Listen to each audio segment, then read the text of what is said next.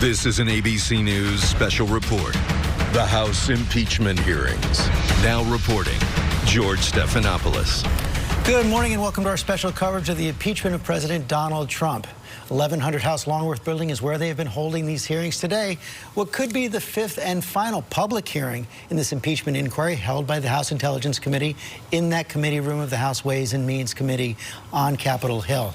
Today, two witnesses, Dr. Fiona Hill, David Holmes. Fiona Hill, the chief Russia expert on the National Security Council up till this summer. David Holmes, that political counselor at the embassy in Ukraine who overheard Gordon Sondland on the phone talking to the president about these investigations. I want to bring in our senior congressional correspondent, Mary Bruce, who's up on Capitol Hill this morning. And Dr. Fiona Hill expected to deliver a blistering attack on those who question whether it was Russia who interfered in our 2016 elections, instead suggesting it's Ukraine.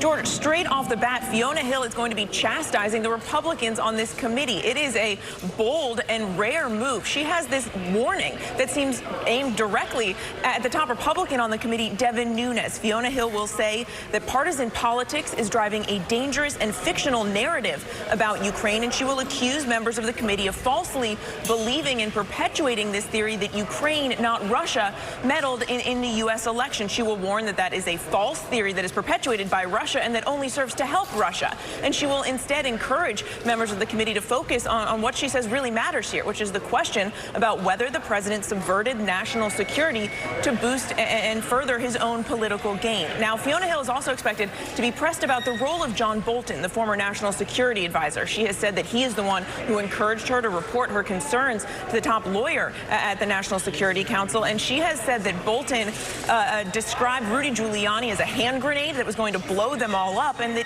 he also described this pressure campaign against Ukraine as a drug deal that was being run by the acting White House Chief of Staff, Mick Mulvaney, and Gordon Sondland, who, of course, we heard from yesterday. She is going to be able to shed some light on Bolton's role here because, of course, the White House and the president won't let the committee talk to John Bolton. Right. John Bolton still not coming forward, although we had that intriguing detail yesterday from Gordon Sondland talking about an episode where Bolton asked for Rudy Giuliani's phone number. I want to go to our chief White House correspondent, John Carl, there in Washington as well. And John, Fiona Hill, a real hawk on Russia.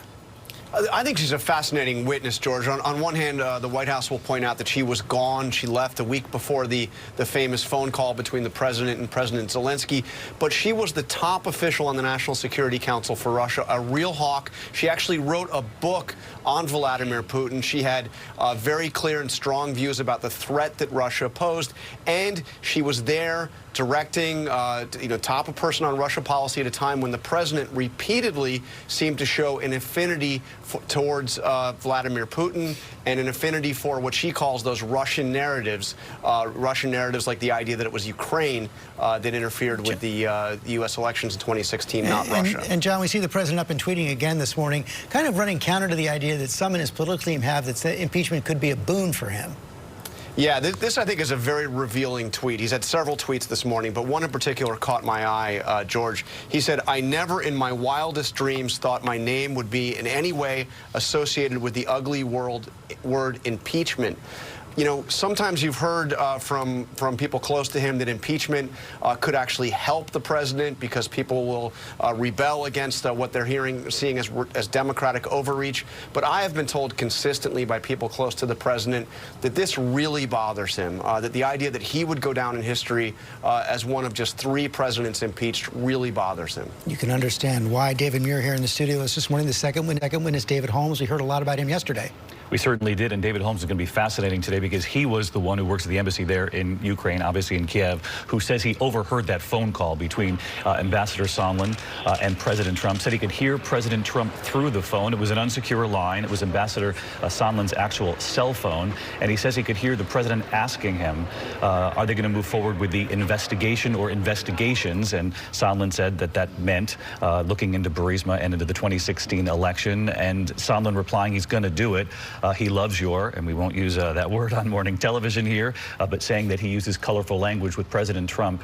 And there you see Fiona Hill. Fiona, yeah, the witnesses are at the table right now. I believe both Chairman Schiff and Devin Nunes are at the table as well, so we'll be hearing opening statements, as we have, from both the chairman and Congressman Nunes, and then the 2 witnesses, followed by those rounds of lawyer questioning.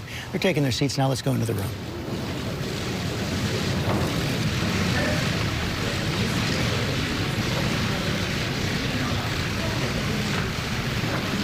Right, as we're waiting for the swearing in to begin, we also heard from Vladimir Putin yesterday for the first time. Thank God no one is accusing us of interfering in the U.S. elections anymore. Now they're accusing Ukraine. Fiona Hill's testimony on point. Exactly on point. And I think we have to remember that that is what this is all about, Russia. The U.S. wanted to help Ukraine stop that Russian aggression. Ukraine needed those weapons, needed that lethal aid that was held up. And we also know that Rudolph Giuliani had an outsized influence on President Trump and the Ukraine policy, saying that Ukraine was trying to take him down, and that moved the emphasis. And one of the things we've heard consistently in this testimony is that this CrowdStrike conspiracy theory that the president continues to refer to began with Russia. Exactly, and Fiona Hill will say that was completely debunked. But President Trump, as we know from the very beginning of his presidency, doubted the intelligence community, doubted his own senior officials on what they were saying about Russia and Russia involvement in the 2016 election. Okay, let's go back to the room now. As we said, Chairman Schiff seems about ready to gavel it in. Committee will come to order. Good morning, everyone. This is the 7th in a series of public hearings the committee will be holding as part of the House of Representatives impeachment inquiry.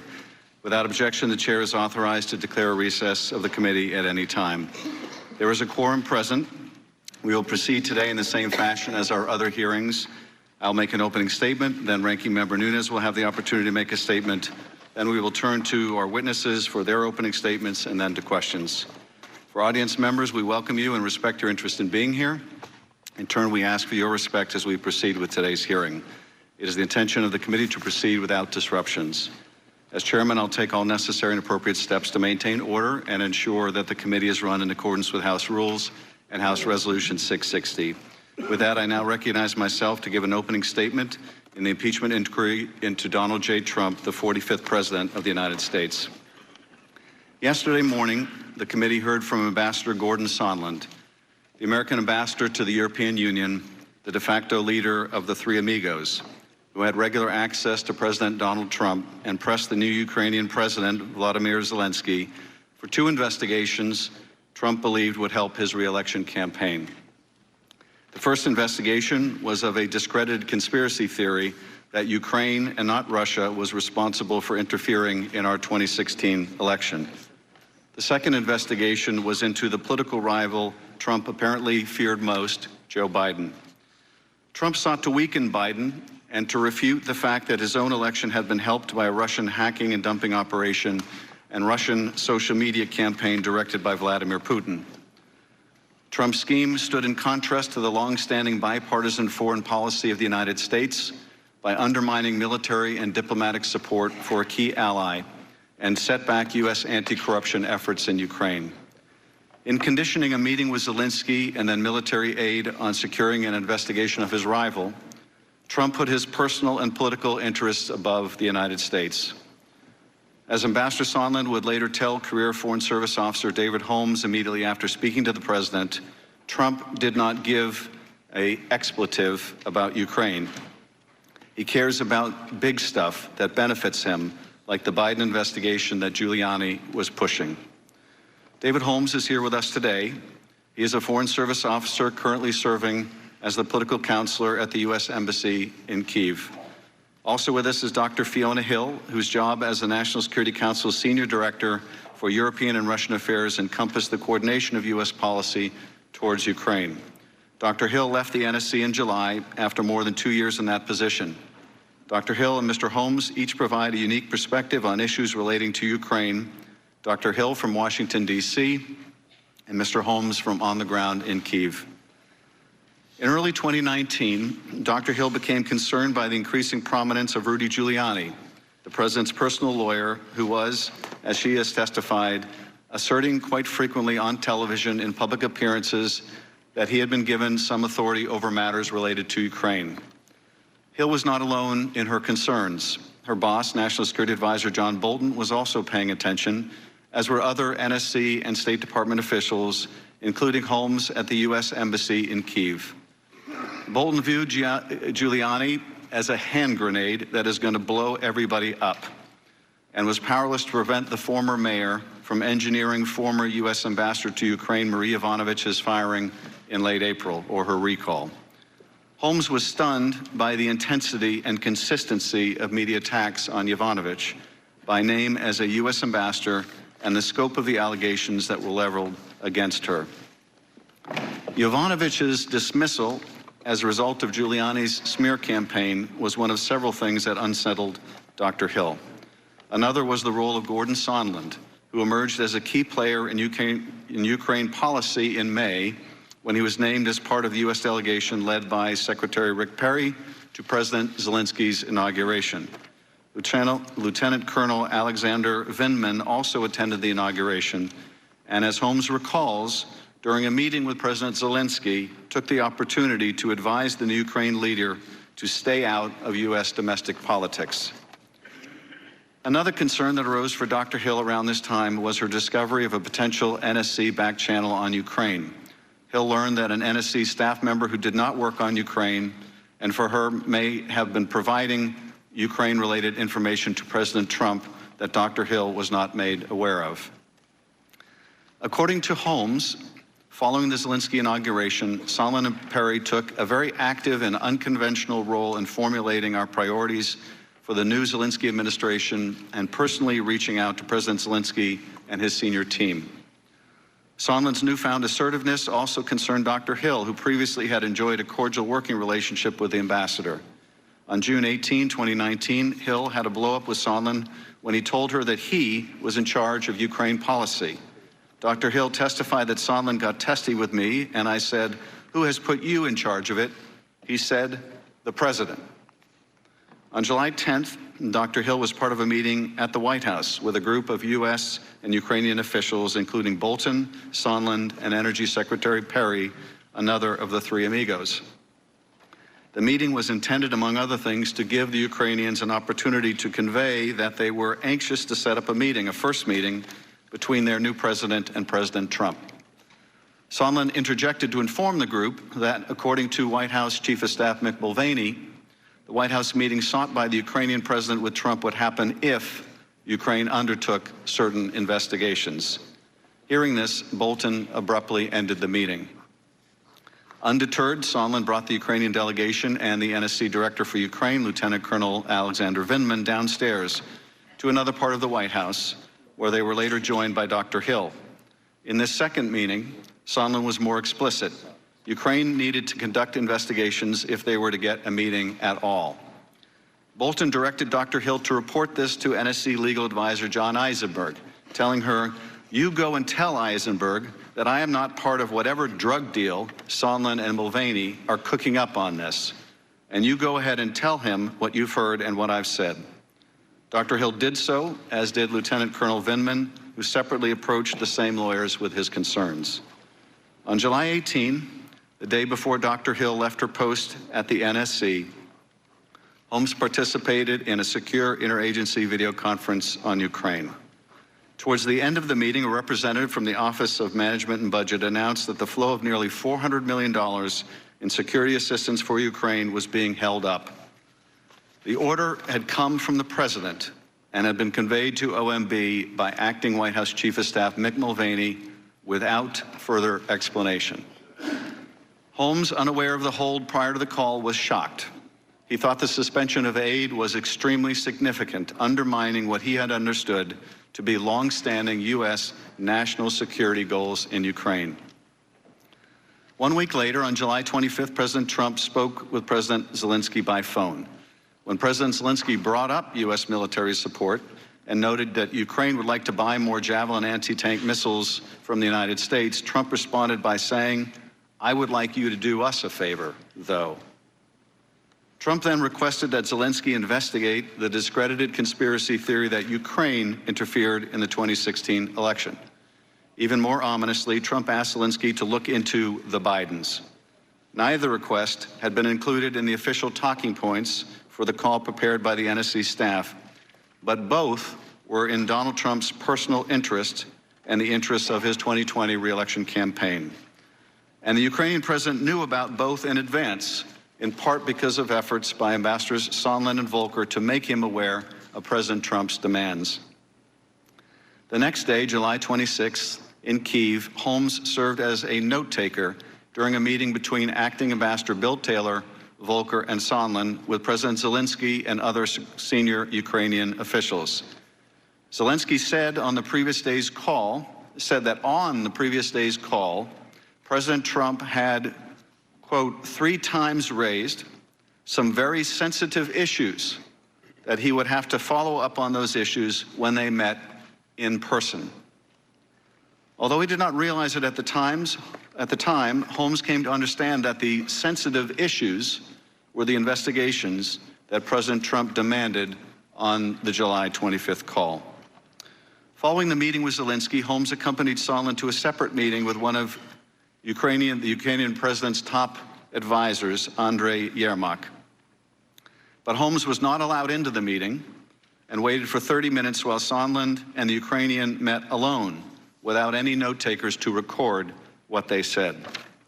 After the meeting, Sondland, Holmes, and 2 other State Department staff went to lunch at a nearby restaurant and sat on an outdoor terrace. At some point during the meal, Sondland pulled out his cell phone, placed a call to the White House, and asked to be connected to the president. When Trump came on the line, Holmes could hear the president's voice clearly. Holmes recalled that, quote, the president's voice was very loud and recognizable, and Ambassador Sondland held the phone away from his ear for a period of time, presumably because of the loud volume. Sondland said he was calling from Kyiv. He told the president that President Zelensky loves your ass. Holmes then heard President Trump ask, so he's going to do the investigation? Ambassador Sondland replied, he's going to do it, adding that President Zelensky will do anything you ask him. After the call ended, Holmes took the opportunity to ask Sondland for his candid impression of the president's views on Ukraine. It was at this point that Sondland revealed that President Trump doesn't give an expletive about Ukraine. The president only cares about big stuff that benefits the president, like the Biden investigation that Mr. Giuliani was pushing. A month later, National Security Advisor Bolton traveled to Kyiv. Between meetings with Ukrainian government officials, Holmes heard Bolton express to Ambassador Bill Taylor his frustration about Mr. Giuliani's influence with the president. Bolton made clear, however, there was nothing he could do about it. Bolton further stated that the hold on security assistance would not be lifted prior to the upcoming meeting between President Trump and Zelensky in Warsaw, where it would hang on whether Zelensky was able to favorably impress President Trump. Trump canceled his trip to Warsaw, but Sondland, Volker, and others continued to press for a public announcement of the opening of investigations by Zelensky. On September 8, Taylor told Holmes that, quote, now they're insisting Zelensky commit to the investigation in an interview with CNN.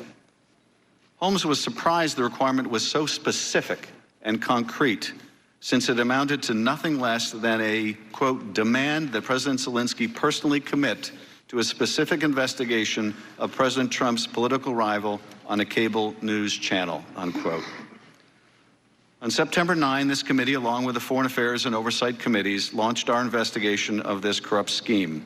President Trump released the hold on aid 2 days later. As CNN's Fareed Zakaria has revealed, the Ukrainians canceled the CNN interview shortly thereafter. 2 weeks later, on September 25th, the transcript of the July 25th call was released by the White House, and the details of the president's scheme started coming into view. In the coming days, Congress will determine what response is appropriate. If the president abused his power and invited foreign interference in our elections, if he sought to condition, coerce, extort, or bribe a vulnerable ally into conducting investigations to aid his re-election campaign and did so by withholding official acts, a White House meeting, or hundreds of millions of dollars of needed military aid, it will be for us to decide whether those acts are compatible with the office of the presidency. I now recognize Ranking Member Nunes for any remarks he would like to make. Thank you. Throughout these bizarre hearings, the Democrats have struggled to make the case that President Trump committed some impeachable offense on his phone call with Ukrainian President Zelensky. The offense itself changes depending on the day, ranging from quid pro quo to extortion to bribery to obstruction of justice, then back to quid pro quo. It's clear why the Democrats have been forced onto this carousel of accusations. President Trump had good reason to be wary of Ukrainian election meddling against his campaign and of widespread corruption in that country. President Zelensky, who didn't even know aid to Ukraine had been paused at the time of the call, has repeatedly said there was nothing wrong with the conversation. The aid was resumed without the Ukrainians taking the actions they were supposedly being coerced into doing. Aid to Ukraine under President Trump has been much more robust than it was under President Obama, thanks to the provision of Javelin anti-tank weapons. As numerous witnesses have testified, temporary holds on foreign aid occur fairly frequently for many different reasons. So how do we have an impeachable offense here when there's no actual misdeed and no one even claiming to be a victim? The Democrats have tried to solve this dilemma with a simple slogan: he got caught. President Trump, we are to believe, was just about to do something wrong, and getting caught was the only reason he backed down from whatever nefarious thought crime the Democrats are accusing him of almost committing. I once again urge Americans to continue to consider the credibility of the Democrats on this committee who are now hurling these charges. For the last 3 years, it's not President Trump who got caught. It's the Democrats who got caught. They got caught falsely claiming they had more than circumstantial evidence that Trump colluded with Russians to hack the 2016 election. They got caught orchestrating this entire farce with the whistleblower and lying about their secret meetings with him. They got caught defending the false allegations of the Steele dossier, which was paid for by them. They got caught breaking their promise that impeachment would only go forward with bipartisan support because of how damaging it is to the American people. They got caught running a sham impeachment process featuring secret depositions, hidden transcripts, and an unending flood of Democrat leaks to the media. They got caught trying to obtain nude photos of President Trump from Russian pranksters, pretending to be Ukrainians. And they got caught covering up for Alexander Chalupa, a Democratic National Committee operative who colluded with Ukrainian officials to smear the Trump campaign by improperly redacting her name from deposition transcripts and refusing to let Americans hear her testimony as a witness in these proceedings. That is the Democrats' pitiful legacy in recent years. They got caught. Meanwhile, their supposed star witness testified that he was guessing that President Trump was tying Ukrainian aid to investigations despite no one telling him that was true. And the president himself explicitly telling him the opposite, that he wanted nothing from Ukraine. Ladies and gentlemen, unless the Democrats once again scramble their kangaroo court rules, today's hearing marks the merciful end of this spectacle in the Impeachment Committee, formerly known as the Intelligence Committee. Whether the Democrats reap the political benefit they want from this impeachment remains to be seen. But the damage they have done to this country will be long-lasting.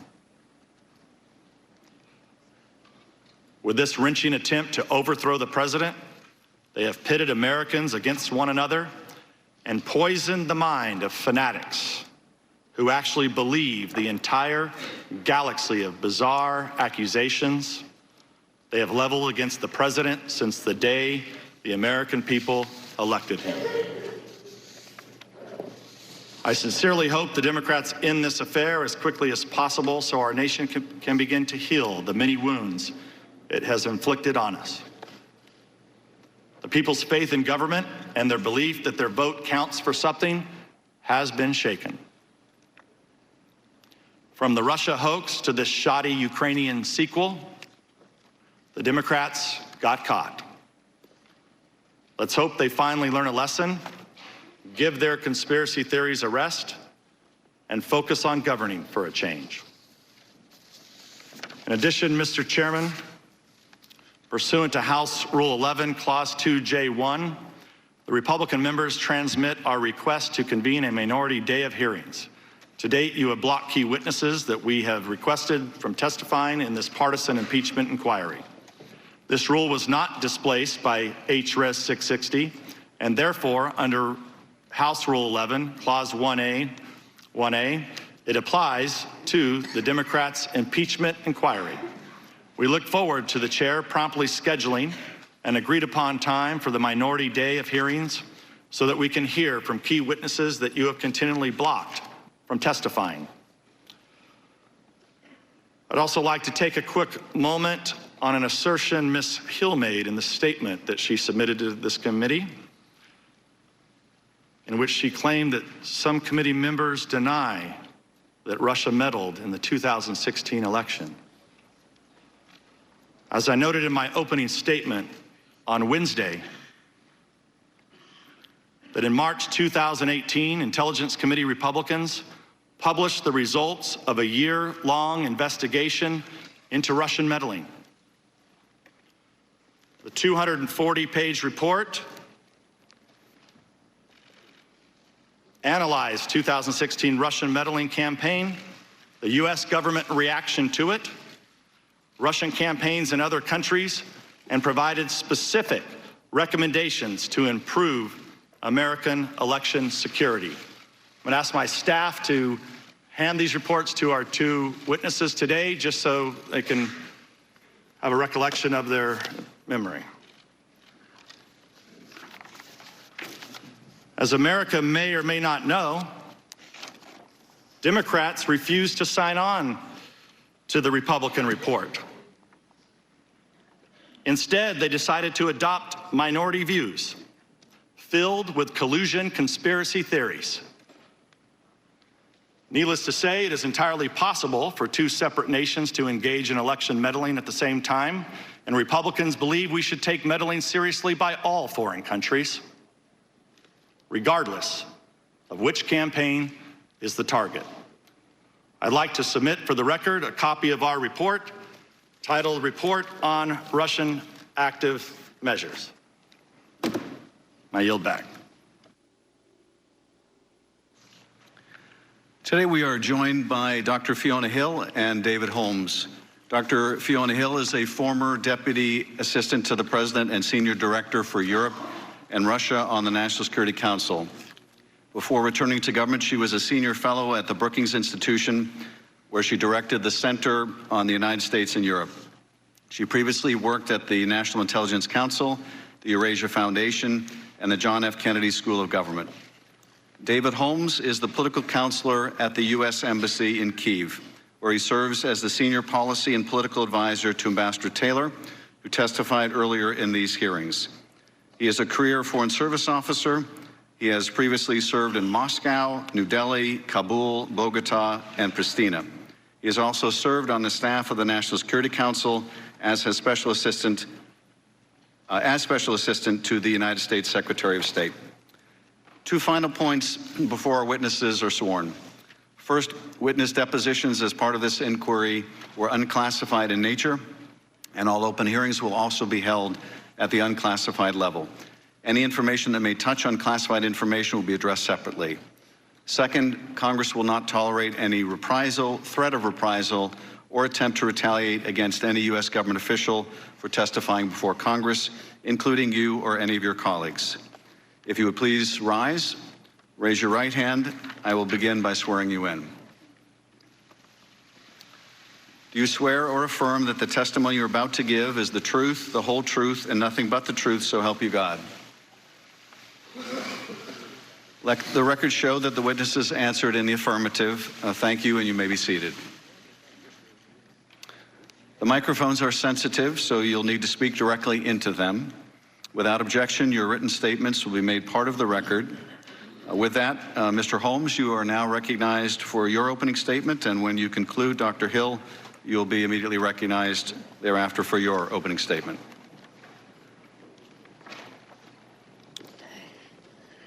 Thank you. Good morning, Mr. Chairman, Ranking Member Nunez, and members of the committee. My name is David Holmes, and I'm a career Foreign Service officer with the Department of State. Since August 2017, I've been the political counselor at the U.S. Embassy in Kyiv, Ukraine. While it is an honor to appear before you today, I want to make clear that I did not seek this opportunity to testify today. Since you determined that I may have something of value to these proceedings and issued a subpoena, it is my obligation to appear and to tell you what I know. Indeed, as Secretary Pompeo has stated, I hope everyone who testifies will do so truthfully and accurately. When they do, the oversight role will have been performed, and I think America will come to see what took place here. That is my only goal, to testify truthfully and accurately to enable you to perform that role. And to that end, I put together this statement to lay out as best I can my recollection of events that may be relevant to this matter. By way of background, I have spent my entire professional career as a Foreign Service officer. Like many of the dedicated public servants who have testified in these proceedings, my entire career has been in the service of my country. I'm a graduate of Pomona College in Claremont, California, and received degrees in international affairs from the University of St. Andrews in Scotland and from Princeton University's Woodrow Wilson School of Public and International Affairs. I joined the Foreign Service in 2002 through an apolitical, merit-based process under the George W. Bush administration. And I have proudly served administrations of both parties and worked for their appointees, both political and career. Prior to my current post in Kyiv, Ukraine, I served in the political and economic sections at the U.S. Embassy in Moscow, Russia. In Washington, I served on the National Security Council staff as Director for Afghanistan and as a Special Assistant to the Undersecretary of State. My prior overseas assignments include New Delhi, India, Kabul, Afghanistan, Bogota, Colombia, and Pristina, Kosovo. As the political counselor at the U.S. Embassy in Kyiv, I lead the political section, covering Ukraine's internal politics, foreign relations, and security policies. And I serve as the senior policy and political ambassador to the advisor to the ambassador. The job of an embassy political counselor is to gather information about the host country's political landscape, to report back to Washington, to represent U.S. policies to foreign contacts, and to advise the ambassador on policy development and implementation. In this role, I'm a senior member of the embassy's country team and continually involved in addressing issues as they arise. I'm also often called upon to take notes in meetings involving the ambassador or visiting senior U.S. officials with Ukrainian counterparts. For this reason, I've been present in many of the meetings with President Zelensky and his administration, some of which may be germane to this inquiry. While I'm a political counselor at the embassy, it is important to note that I'm not a political appointee or engaged in U.S. politics in any way. It is not my job to cover or advise on U.S. politics. On the contrary, I'm an apolitical foreign policy professional, and my job is to focus on the politics of the country in which I serve so that we can better understand the local landscape and better advance U.S. national interests there. In fact, during the period that we'll cover today, my colleagues and I followed direct guidance from Ambassador Yovanovitch and Ambassador Taylor to focus on doing our jobs as foreign policy professionals and to stay clear of Washington politics. I arrived in Kyiv to take up my assignment as political counselor in August 2017, a year after Ambassador Yovanovitch received her appointment. From August 2017 until her removal from post in May 2019, I was Ambassador Yovanovitch's chief policy advisor and developed a deep respect for her dedication, determination, decency, and professionalism. During this time, we worked together closely, speaking multiple times per day, and I accompanied Ambassador Yovanovitch to many of her meetings with senior Ukrainian counterparts. Our work in Ukraine focused on 3 policy priorities: peace and security, economic growth and reform, and anti-corruption and rule of law. These policies match the 3 consistent priorities of the Ukrainian people since 2014, as measured in public opinion polling, namely an end to the conflict with Russia that restores national unity and territorial integrity, responsible economic policies that deliver European standards of growth and opportunity, and effective and impartial rule of law institutions that deliver justice in cases of high-level official corruption. Our efforts on this 3rd policy priority merit special mention because it was during Ambassador Yovanovitch's tenure that we achieved the hard-fought passage of a law establishing an independent court to try corruption cases. These efforts strained Ambassador Yovanovitch's relationship with former President Poroshenko and some of his allies, including Prosecutor General Yuri Lutsenko, who resisted fully empowering truly independent anti-corruption institutions that would help ensure that no Ukrainians, however powerful, were above the law. Despite this resistance, the ambassador and the embassy kept pushing anti-corruption and other priorities of our policy towards Ukraine. Beginning in March 2019, the situation at the embassy and in Ukraine changed dramatically. Specifically, the 3 priorities of security, economy, and justice, and our support for Ukrainian democratic resistance to Russian aggression became overshadowed by a political agenda promoted by former New York City Mayor Rudy Giuliani and a cadre of officials operating with a direct channel to the White House. That change began with the emergence of press reports critical of Ambassador Yovanovitch and machinations by then Prosecutor General Lutsenko and others to discredit her. In mid-March 2019, an embassy colleague learned from a Ukrainian contact that Mr. Lutsenko had complained that Ambassador Yovanovitch had, quote, destroyed him with her refusal to support him until he followed through with his reform commitments and ceased using his position for personal gain. In retaliation, Mr. Lutsenko made a series of unsupported allegations against Ambassador Yovanovitch, mostly suggesting that Ambassador Yovanovitch improperly used the embassy to advance the political interests of the Democratic Party. Among Mr. Lutsenko's allegations were that the embassy had ordered the investigation of a former Ukrainian official solely because that former official was allegedly the main Ukrainian contact of the Republican Party and of President Trump personally, and that the embassy had allegedly pressured Lutsenko's predecessor to close a case against a different former Ukrainian official solely because of an alleged connection between that official's company, Burisma, and former Vice President Biden's son. Mr. Lutsenko also claimed that he had never received $4.4 million in U.S. funds intended for his office, and that there was a tape of a Ukrainian official saying that he was trying to help Hillary Clinton win the 2016 election. Finally, Mr. Lutsenko publicly claimed that Ambassador Yovanovitch had given him a do not prosecute list containing the names of her supposed allies, an allegation the State Department called an outright fabrication, and that Mr. Lutsenko later retracted. Mr. Lutsenko said that as a result of these allegations, Ambassador Yovanovitch would face serious problems in the United States. Public opinion polls indicated that Ukrainians generally did not believe Mr. Lutsenko's allegations. And on March 22nd, President Poroshenko issued a statement in support of Ambassador Yovanovitch. Following Mr. Lutsenko's allegations, Mr. Giuliani and others made a number of public statements critical of Ambassador Yovanovitch, questioning her integrity and calling for her removal from office. Mr. Giuliani was also making frequent public statements pushing for Ukraine to investigate interference in the 2016 election and issues related to Burisma and the Bidens. For example, on May 1st, 2019, the New York Times reported that Mr. Giuliani had, quote, discussed the Burisma investigation and its intersection with the Bidens, with the ousted Ukrainian prosecutor general and the current prosecutor. On May 9th, the New York Times reported that Mr. Giuliani said he planned to travel to Ukraine to pursue investigations into the 2016 election interference and into the involvement of former Vice President Biden's son in a Ukrainian gas company. Over the next few months, Mr. Giuliani also issued a series of tweets asking, quote, why Biden shouldn't be investigated, attacking, quote, the new president of Ukraine, Zelensky, for being silent on the 2016 election and Biden investigations, and complaining about the New York Times attacking him for, quote, exposing the Biden family history of making millions from Ukrainian criminals. Around this time, the Ukrainian presidential election was approaching, and political newcomer and entertainer Volodymyr Zelensky, who had played a president on television, was surging in the polls, ahead of Mr. Lutsenko's political ally, President Poroshenko.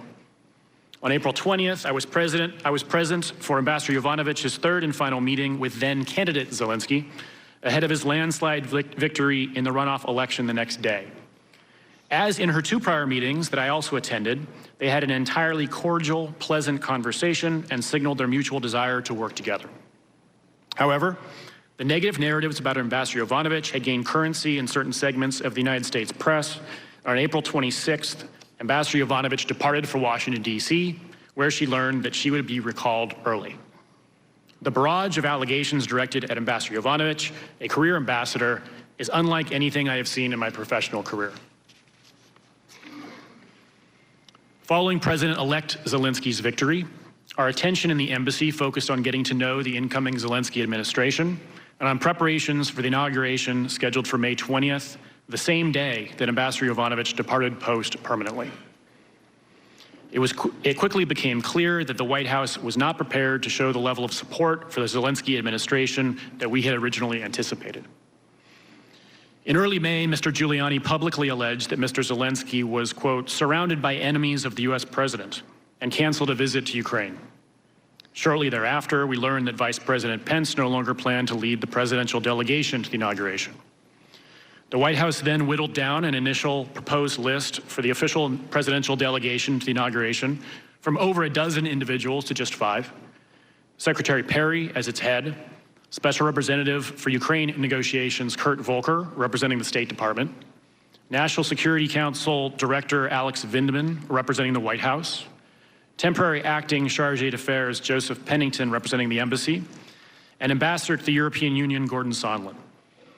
While Ambassador Sondland's mandate as the accredited ambassador to the European Union did not cover individual member states, let alone non-member countries like Ukraine, he made clear that he had direct and frequent access to President Trump and Chief of Staff Mick Mulvaney, and portrayed himself as the conduit to the President and Mr. Mulvaney for this group. Secretary Perry, Ambassador Sondland, and Ambassador Volker later styled themselves the Three Amigos and made clear they would take the lead on coordinating our policy and engagement with the Zelensky administration. Around the same time, I became aware that Mr. Giuliani, a private lawyer, was taking a direct role in Ukrainian diplomacy. On April 25th, Ivan Bakhanov, who was Mr. Zelensky's childhood friend and campaign chair, and was ultimately appointed the head of the security services of Ukraine, indicated to me privately that he had been contacted by, quote, someone named Giuliani who said he was an advisor to the vice president. I reported Mr. Bakhanov's message to Deputy Assistant Secretary of State George Kent. Over the following months, it became apparent that Mr. Giuliani was having a direct influence on the foreign policy agenda that the Three Amigos were executing on the ground in Ukraine.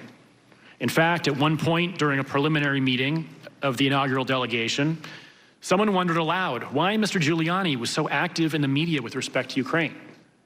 My recollection is that Ambassador Sondland stated, quote, damn it, Rudy, every time Rudy gets involved, he goes and F's everything up. The inauguration took place on May 20th, and I took notes in the delegation's meeting with President Zelensky. During the meeting, Secretary Perry passed President Zelensky a list that Perry described as, quote, people he trusts. Secretary Perry told President Zelensky that he could seek advice from the people on this list on issues of energy sector reform, which was the topic of subsequent meetings between Secretary Perry and key Ukrainian energy sector contacts. Embassy personnel were excluded from some of these later meetings by Secretary Perry's staff. On May 23rd, Ambassador Volker, Ambassador Sondland, Secretary Perry, and Senator Ron Johnson, who had also attended the inauguration, though not on the official delegation, returned to the United States and briefed President Trump. On May 29th, President Trump signed a congratulatory letter to President Zelensky, which included an invitation to visit the White House at an unspecified date. It is important to understand that a White House visit was critical to President Zelensky. President Zelensky needed to show U.S. support at the highest levels in order to demonstrate to Russian President Putin that he had U.S. backing, as well as to advance his ambitious anti-corruption reform agenda at home. President Zelensky's team immediately began pressing to set a date for that visit. President Zelensky and senior members of his team made clear that they wanted President Zelensky's first overseas trip to be to Washington, to send a strong signal of American support, and requested a call with President Trump as soon as possible. We at the embassy also believed that a meeting was critical to the success of President Zelensky's administration and its reform agenda, and we worked hard to get it arranged. When President Zelensky's team did not receive a confirmed date for a White House visit, they made alternative plans for President Zelensky's first overseas trip to be to Brussels instead, in part to attend an American Independence Day event that Ambassador Sondland hosted on June 4th. Ambassador Sondland hosted a dinner in President Zelensky's honor following the reception, which included President Zelensky, Jared Kushner, Secretary Pompeo's counselor Ulrich Breckbuhl, senior European Union officials, and comedian Jay Leno, among others. Ambassador Bill Taylor arrived in Kyiv as Chargé d'Affaires on June 17th. For the next month, the focus of our activities, along with those of the three amigos, was to coordinate a White House visit. To that end, we were working with the Ukrainians to deliver things that we thought President Trump might care about, such as commercial deals that would benefit the United States, which might convince President Trump to agree to a meeting with President Zelensky. The Ukrainian policy community was unanimous in its recommendation in recognizing the importance of securing the meeting and President Trump's support. Ambassador Taylor reported that Secretary Pompeo had told him prior to his arrival in Kyiv, quote, "We need to work on turning the president around on Ukraine." Ambassador Volker told us that the next 5 years could hang on what could be accomplished in the next 3 months. I took that to mean that if we did not earn President Trump's support in the next 3 months, we could lose the opportunity to make progress during President Zelensky's 5-year term. Within a week or two, it became apparent that the energy sector reforms, the commercial deals, and the anti-corruption efforts on which we were making progress were not making a dent in terms of persuading the White House to schedule a meeting between the presidents. On June 27th, Ambassador Sondland told Ambassador Taylor in a phone conversation, the gist of which Ambassador Taylor shared with me at the time, that President Zelensky needed to make clear to President Trump that President Zelensky was not standing in the way of, quote, investigations. I understood that this meant the Biden-Burisma investigations that Mr. Giuliani and his associates had been speaking about in the media since March. While Ambassador Taylor did not brief me on every detail of his communications with the three amigos, he did tell me that on a June 28th call with President Zelensky, Ambassador Taylor and the three amigos, it was made clear that some action on Burisma Biden investigation was a precondition for an Oval Office visit. Also on June 28th, while President Trump was still not moving forward on a meeting with President Zelensky, he met with Russian President Putin at the G20 summit in Osaka, Japan, sending a further signal of lack of support to Ukraine. We became concerned that even if a meeting between Presidents Trump and Zelensky could occur, it would not go well. And I discussed with embassy colleagues whether we should stop seeking a meeting altogether. While a White House visit was critical to the Zelensky administration, a visit that failed to send a clear and strong signal of support likely would be worse for President Zelensky than no visit at all.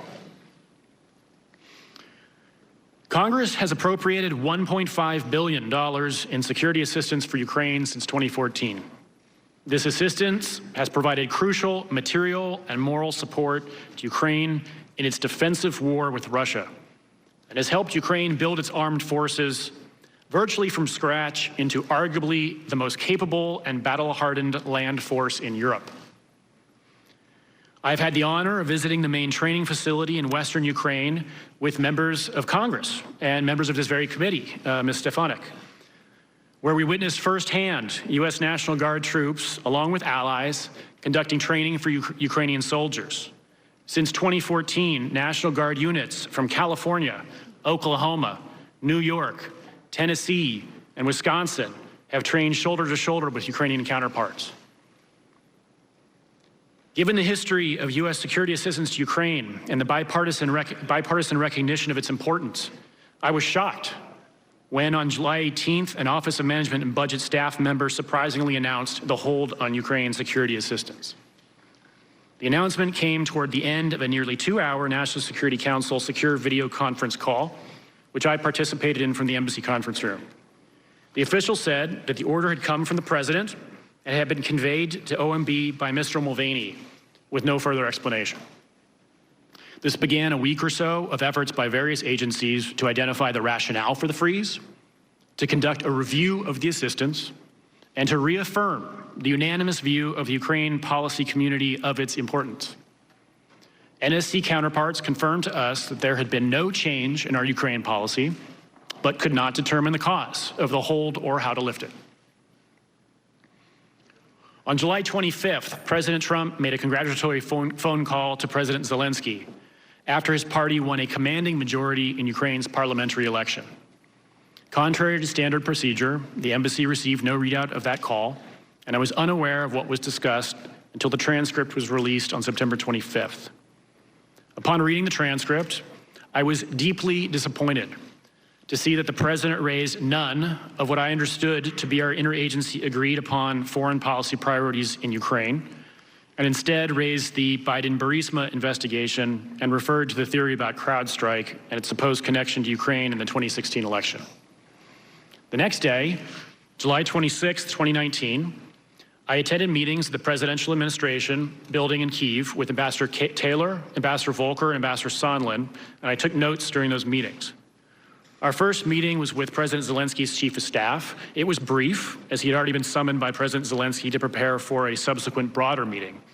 But he did say that President Trump had expressed interest during the previous day's phone call in President Zelensky's personnel decisions related to the Prosecutor General's office. The delegation then met with President Zelensky and several other senior officials. During the meeting, President Zelensky stated that during the July 25th call, President Trump had, quote, 3 times raised some very sensitive issues, and that he would have to follow up, Zelensky, would have to follow up on those issues when he and President Trump met in person. Not having received a readout of the July 25th call, I did not know at the time what those sensitive issues were. After the meeting with President Zelensky, Ambassador Volker and Ambassador Taylor quickly left the presidential administration building for a trip to the front lines. Ambassador Sondland, who was to fly out that afternoon, stayed behind to have a meeting with Andriy Yermak, a top aide to President Zelensky. As I was leaving the meeting with President Zelensky, I was told to join the meeting with Ambassador Sondland and Mr. Yermak to take notes. I had not expected to join that meeting and was a flight of stairs behind Ambassador Sondland as he headed to meet with Mr. Yermak. When I reached Mr. Yermak's office, Ambassador Sondland had already gone into the meeting. I explained to Mr. Yermak's assistant that I was supposed to join the meeting as the embassy's representative and strongly urged her to let me in, but she told me that Ambassador Sondland and Mr. Yermak had insisted that the meeting be one-on-one with no note-taker.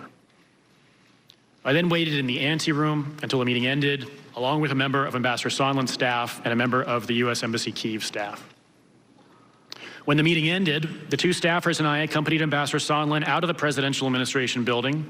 Ambassador Sondland said that he wanted to go to lunch, and I told Ambassador Sondland that I'd be happy to join him and the 2 staffers for lunch if he wanted to brief me out on his meeting with Mr. Yermak or discuss other issues. And Ambassador Sondland said that I should join. The 4 of us went to a nearby restaurant and sat on an outdoor terrace. I sat directly across from Ambassador Sondland, and the 2 staffers sat off to our sides. At first, the lunch was largely social. Ambassador Sondland selected a bottle of wine that he shared among the 4 of us, and we discussed topics such as marketing strategies for his hotel business. During the lunch, Ambassador Sondland said that he was going to call President Trump to give him an update. Ambassador Sondland placed a call on his mobile phone, and I heard him announce himself several times along the lines of Gordon Sondland holding for the president. It appeared that he was being transferred through several layers of switchboards and assistants, and I then noticed Ambassador Sondland's demeanor changed and understood that he had been connected to President Trump. While Ambassador Sondland's phone was not on speakerphone, I could hear the president's voice through the earpiece of the phone. The president's voice was loud and recognizable, and Ambassador Sondland held the phone away from his ear for a period of time, presumably because of the loud volume. I heard Ambassador Sondland greet the president and explain he was calling from Kyiv. I heard President Trump then clarify that Ambassador Sondland was in Ukraine. Ambassador Sondland replied, yes, he was in Ukraine, and went on to state that President Zelensky, quote, loves your ass. I then heard President Trump ask, so he's going to do the investigation. Ambassador Sondland replied that he's going to do it, adding that President Zelensky will do anything you ask him to do. Even though I did not take notes of these statements, I have a clear recollection that these statements were made. I believe that my colleagues who were sitting at the table also knew that Ambassador Sondland was speaking with the president. The conversation then shifted to Ambassador Sondland's efforts on behalf of the president to assist a rapper who was jailed in Sweden, and I could only hear Ambassador Sondland's side of the conversation. Ambassador Sondland told the president that the rapper was, quote, kind of effed there and should have pled guilty. He recommended that the president, quote, wait until after the sentencing or it will only make it worse. And he added that the president should let him get sentenced, play the racism card, give him a ticker tape when he comes home. Ambassador Sondland further told the president that Sweden, quote, should have released him on your word, but that you can tell the Kardashians you tried. After the call ended, Ambassador Sondland remarked that the president was in a bad mood. As Ambassador Sondland stated, it was often the case early in the morning. I then took the opportunity to ask Ambassador Sondland for his candid impression of the president's views on Ukraine. In particular, I asked Ambassador Sondland if it was true that the president did not give an expletive about Ukraine. Ambassador Sondland agreed that the president did not give an expletive about Ukraine. I asked why not, and Ambassador Sondland stated that the president only cares about big stuff. I noted there was big stuff going on in Ukraine, like a war with Russia. And Ambassador Sondland replied that he meant big stuff that benefits the president, like the Biden investigation that Mr. Giuliani was pushing. The conversation then moved on to other topics. Upon returning to the embassy, I immediately briefed my direct supervisor, the Deputy Chief of Mission, about Ambassador Sondland's call with President Trump and my subsequent conversation with Ambassador Sondland. I told others at the embassy about the call as well. I also emailed an embassy official in Sweden regarding the issue with the U.S. rapper that was discussed on the call. July 26th was my last day in the office ahead of a long-planned vacation that ended on August 6th. After returning to the embassy, I told Ambassador Taylor about the July 26th call. I also repeatedly referred to the call and the conversation with Ambassador Sondland in meetings and conversations where the issue of the president's interest in Ukraine was potentially relevant. At that time, Ambassador Sondland's statement of the president's lack of interest in Ukraine was of particular focus. We understood that in order to secure a meeting between President Trump and President Zelensky, we would have to work hard to find a way to explain Ukraine's importance to President Trump in terms that he found compelling. Over the ensuing weeks, we continued to try to identify ways to frame the importance of Ukraine in ways that would appeal to the president, to determine how to lift the hold on security assistance, and to move forward on the scheduling of a White House visit by President Zelensky. Ukrainian Independence Day, August 24th, presented another good opportunity to show support for Ukraine. Secretary Pompeo had considered attending, as National Security Advisor Bolton had attended in 2018, and Defense Secretary Mattis had attended in 2017. But in the end, nobody senior to Ambassador Volker attended. Shortly thereafter, on August 27th, Ambassador Bolton visited Ukraine and brought welcome news that President Trump had agreed to meet President Zelensky on September 1st in Warsaw. Ambassador Bolton further indicated that the hold on security assistance would not be lifted prior to the Warsaw meeting, where it would hang on whether President Zelensky was able to, quote, favorably impress President Trump. I took notes in Ambassador Bolton's meetings that day with President Zelensky and his chief of staff. Ambassador Bolton told Zelensky's chief of staff that the meeting between the presidents in Warsaw would be, quote, crucial to cementing their relationship. However, President Trump ultimately pulled out of the Warsaw trip, so the hold remained in place with no clear means to get it lifted. Between the meetings on August 27th, I heard Ambassador Bolton express to Ambassador Taylor and National Security Council Senior Director Tim Morrison his frustration about Mr. Giuliani's influence with the president, making clear there was nothing he could do about it. He recommended that Mr. Lutsenko's replacement as Prosecutor General open a channel with his counterpart, Attorney General Barr, in place of the informal channel between Mr. Yermak and Mr. Giuliani. Ambassador Bolton also expressed frustration about Ambassador Sondland's expansive interpretation of his mandate. After President Trump canceled his visit to Warsaw, we continued to try to appeal to the president in foreign policy and national security terms. To that end, Ambassador Taylor told me that Ambassador Bolton recommended that he, Ambassador Taylor, send a first-person cable to Secretary Pompeo articulating the importance of the security assistance. At Ambassador Taylor's direction, I drafted and transmitted the cable on Ambassador Taylor's behalf on August 29th, which further attempted to explain the importance of Ukraine and the security assistance to U.S. national security. By this point, however, my clear impression was that the security assistance hold was likely intended by the president either as an expression of dissatisfaction with the Ukrainians, who had not yet agreed to the Burisma-Biden investigation, or as an effort to increase the pressure on them to do so. On September 5th, I took notes at Senator Johnson and Senator Chris Murphy's meetings with President Zelensky in Kyiv, where President Zelensky asked about the security assistance. Although both senators stressed strong bipartisan congressional support for Ukraine, Senator Johnson cautioned President Zelensky that President Trump has a negative view of Ukraine and that President Zelensky would have a difficult time overcoming it. Senator Johnson further explained that he had been, quote, shocked by President Trump's negative reaction during an Oval Office meeting on May 23rd when he and the three amigos proposed that President Trump meet President Zelensky and show support for Ukraine. On September 8th, Ambassador Taylor told me, quote, now they're insisting Zelensky commit to the investigation in an interview with CNN, which I took to refer to the three amigos. I was shocked the requirement was so specific and concrete. While we had advised our Ukrainian counterparts to voice a commitment to following the rule of law and generally investigating credible corruption allegations, this was a demand that President Zelensky personally commit on a cable news channel to a specific investigation of President Trump's political rival.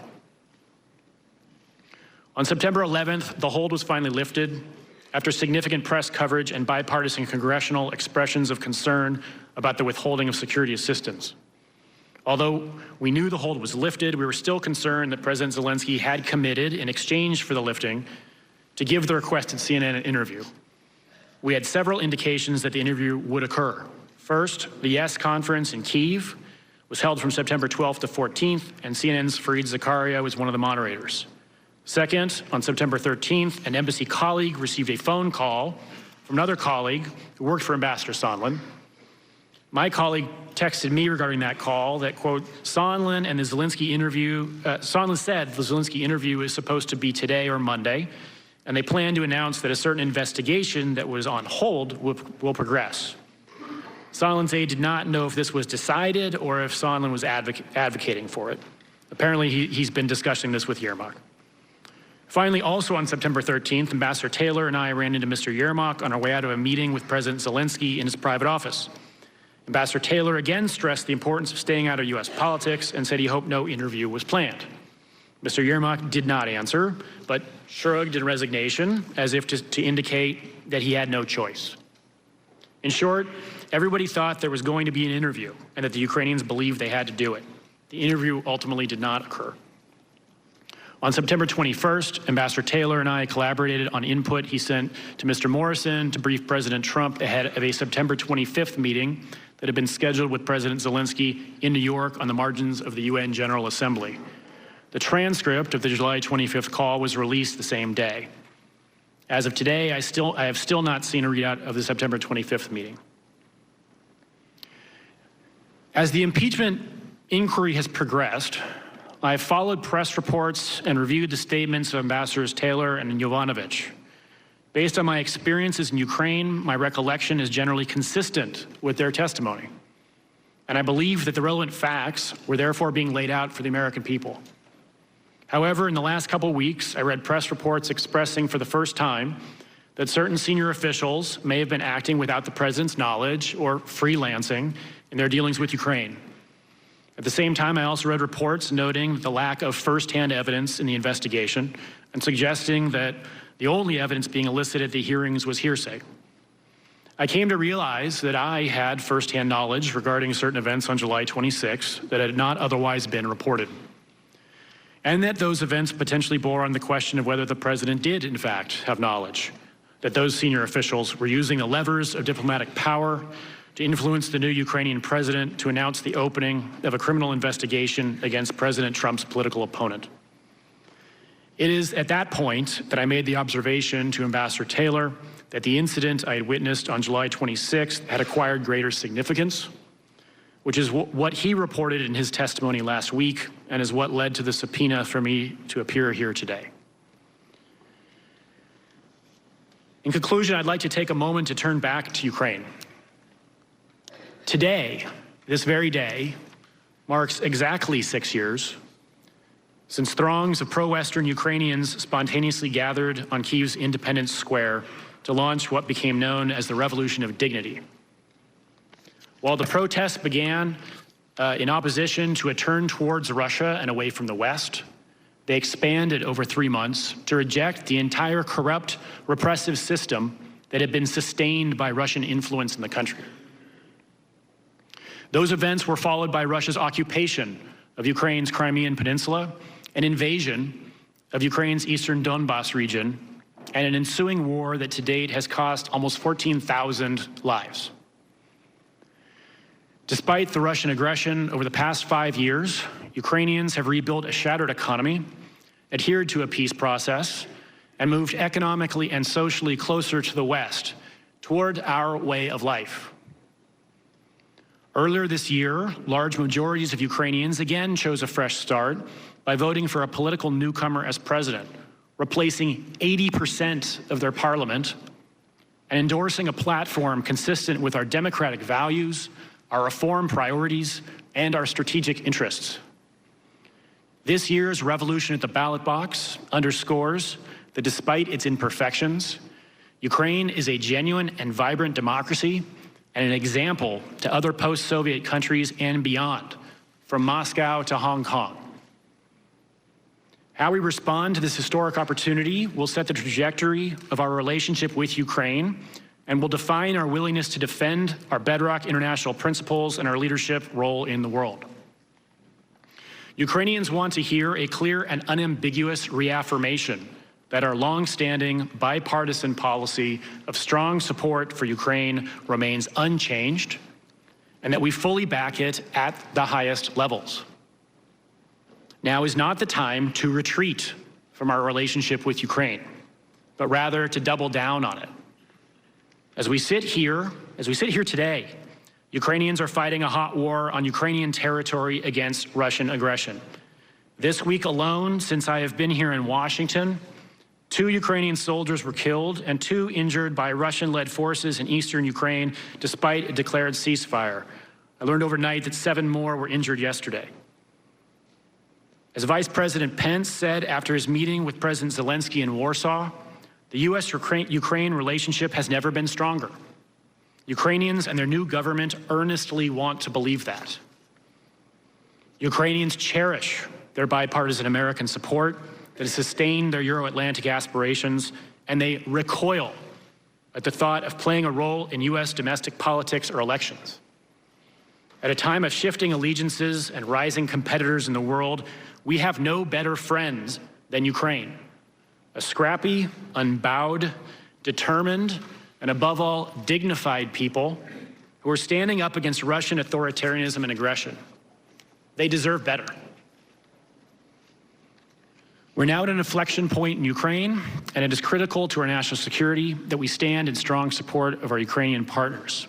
Ukrainians and freedom-loving people everywhere are watching the example we set here of democracy and the rule of law. Thank you. Thank you, Mr. Holmes. Dr. Hill. Thank you, Mr. Chairman. Do I need to adjust the microphone? Is the microphone on? I believe it is now. Is that correct? Yes, perfect. Thank you again, Mr. Chairman. Mr. Chairman, Ranking Member Nunes and members of the committee, thank you for inviting me to testify before you today. I have a short opening statement. I appreciate the importance of Congress's impeachment inquiry, and I'm appearing today as a fact witness, as I did during my deposition on October 14th, in order to answer your questions about what I saw, what I did, what I knew, and what I know with regard to the subjects of your inquiry. I believe that those who have information that the Congress deems relevant have a legal and a moral obligation to provide it. I take great pride in the fact that I'm a non-partisan foreign policy expert who has served under 3 Republican and Democratic presidents. I have no interest in advancing the outcome of your inquiry in any particular direction except toward the truth. I will not provide a long narrative statement because I believe that the interest of Congress and the American people is best served by allowing you to ask me your questions. And I'm happy to expand upon my October 14th deposition testimony in response to your questions today. But before I do so, I'd like to communicate 2 things. First, I'd like to share a little bit about who I am. I'm an American by choice, having become a citizen in 2002. I was born in the northeast of England, in the same region that George Washington's ancestors came from. Both my region and my family have deep ties to the United States.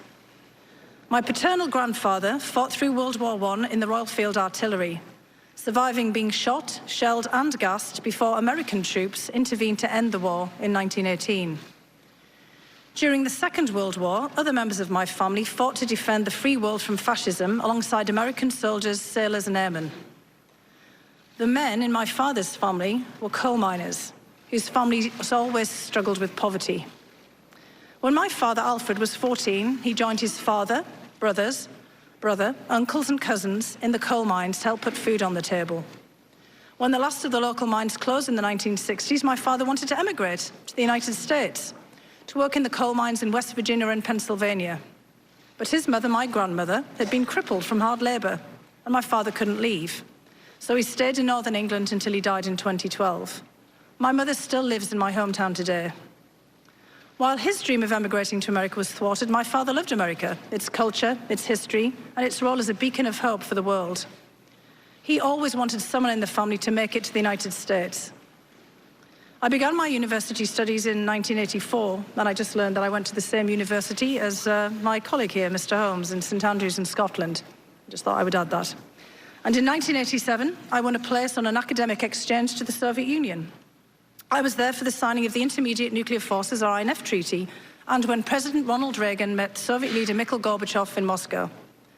This was a turning point for me. An American professor who I met there told me about graduate student scholarships to the United States.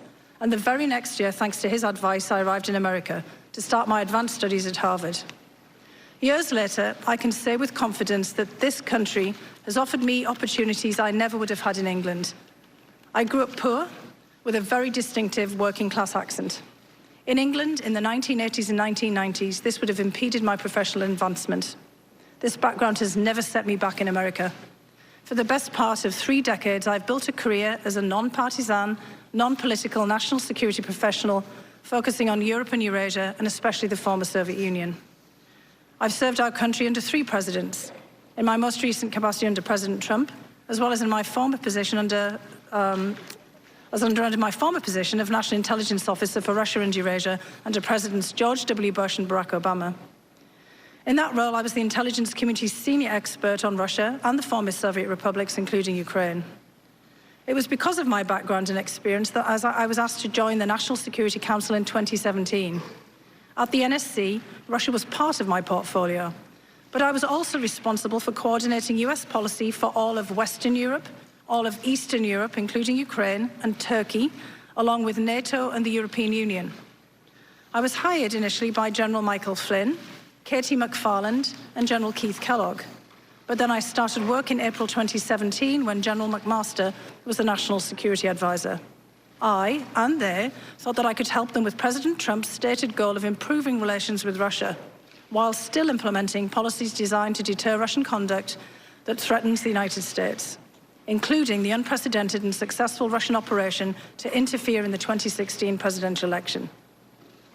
This relates to the second thing I want to communicate. Based on questions and statements I have heard, some of you on this committee appear to believe that Russia and its security services did not conduct a campaign against our country, and that perhaps, somehow, for some reason, Ukraine did. This is a fictional narrative that has been perpetrated and propagated by the Russian security services themselves. The unfortunate truth is that Russia was the foreign power that systematically attacked our democratic institutions in 2016.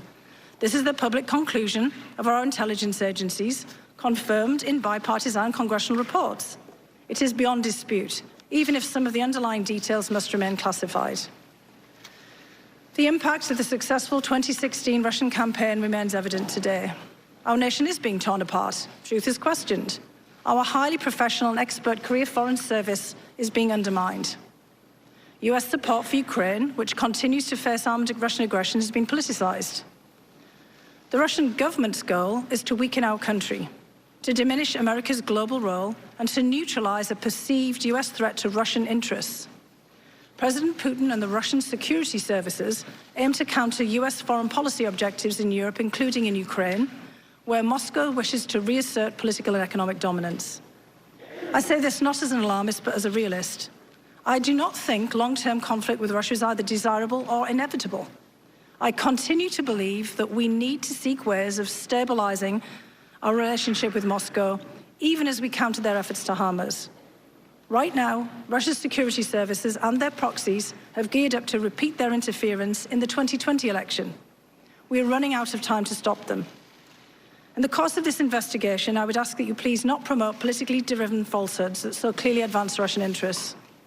As Republicans and Democrats have agreed for decades, Ukraine is a valued partner of the United States, and it plays an important role in our national security. And as I told the committee last month, I refuse to be part of an effort to legitimize an alternate narrative that the Ukrainian government is a US adversary and that Ukraine, not Russia, attacked us in 2016. These fictions are harmful even if they're deployed for purely domestic political purposes. President Putin and the Russian security services operate like a super PAC. They deploy millions of dollars to weaponize our own political opposition research and false narratives. When we are consumed by partisan rancor, we cannot combat these external forces as they seek to divide us against each other, degrade our institutions, and destroy the faith of the American people in our democracy. I respect the work that this Congress does in carrying out its constitutional responsibilities, including this inquiry, and I'm here to help you to the best of my ability.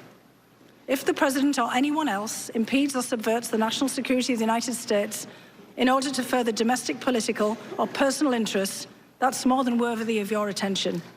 But we must not let domestic politics stop us from defending ourselves against the foreign powers who truly wish us harm. I'm ready to answer your questions. Thank you. Thank you, Dr. Hill. We'll now proceed to the first round of questions. As detailed in the memo provided to committee members, there will be 45 minutes of questions conducted by the chairman or majority counsel, followed by 45 minutes for the ranking member or minority counsel.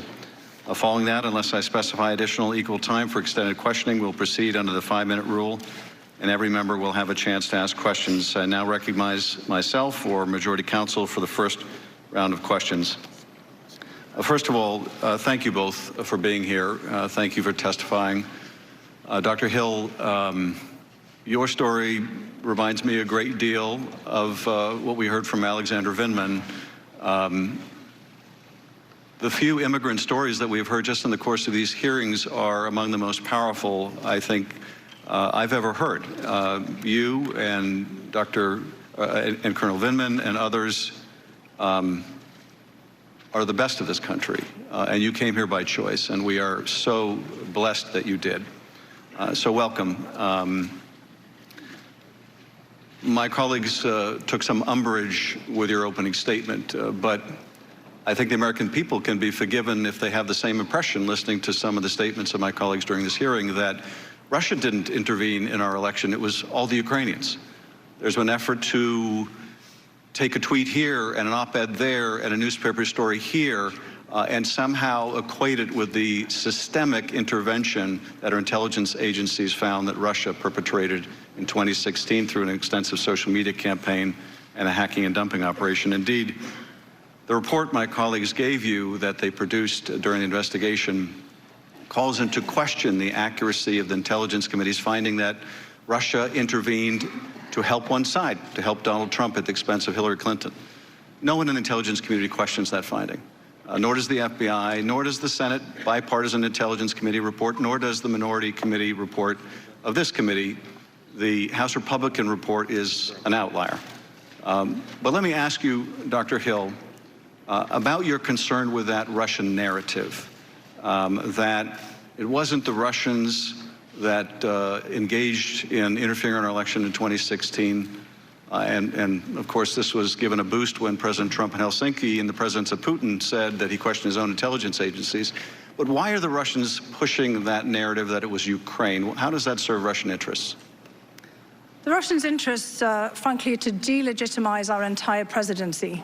So one issue that I do want to raise, and I think that this would resonate with our colleagues on the committee from the Republican Party, is that the goal of the Russians was really to put whoever became the president, by trying to tip their hands on one side of the scale, under a cloud. So if Secretary, former First Lady, former Senator Clinton had been elected as president, as indeed many expected in the run-up to the election in 2016, she too would have had major questions about her legitimacy. And I think that, what we're seeing here as a result of all of these narratives, as this is exactly what the Russian government was hoping for. If they seed misinformation, they seed doubt, they have everybody questioning the legitimacy of a presidential candidate, be it President Trump or potentially President Clinton, that they would pit one side of our electorate against the other, that they would pit one party against the other. And that's why I wanted to make such a strong point at the very beginning. Because there were certainly individuals in many other countries who had harsh words for both of the candidates, who had harsh words for many other candidates during the primaries. We had a lot of people who were running for president on the Republican side. There were many people who were trying themselves to game the outcome. As you know, in the United Kingdom, the bookies take bets. You can go to Ladbrokes or William Hill and lay a bet on who you think is going to be the candidate. So the Russian government were trying to lay in their own bets. But what they wanted to do was give a spread. They wanted to make sure that whoever they had bet on or whoever they'd tried to tip the scales would also experience some discomfort, that they would be beholden to them in some way, that they would create just the kind of chaos that we have seen in our politics. So I just want to again emphasize that we need to be very careful as we discuss all of these issues, not to give them more fodder that they can use against us in 2020. And I quite agree. There's an additional benefit, and I think you're absolutely right. The Russians are equal opportunity meddlers. They will not only help one side, but they'll also just seek to sow discord in the United States along ethnic lines, religious lines, geographic lines.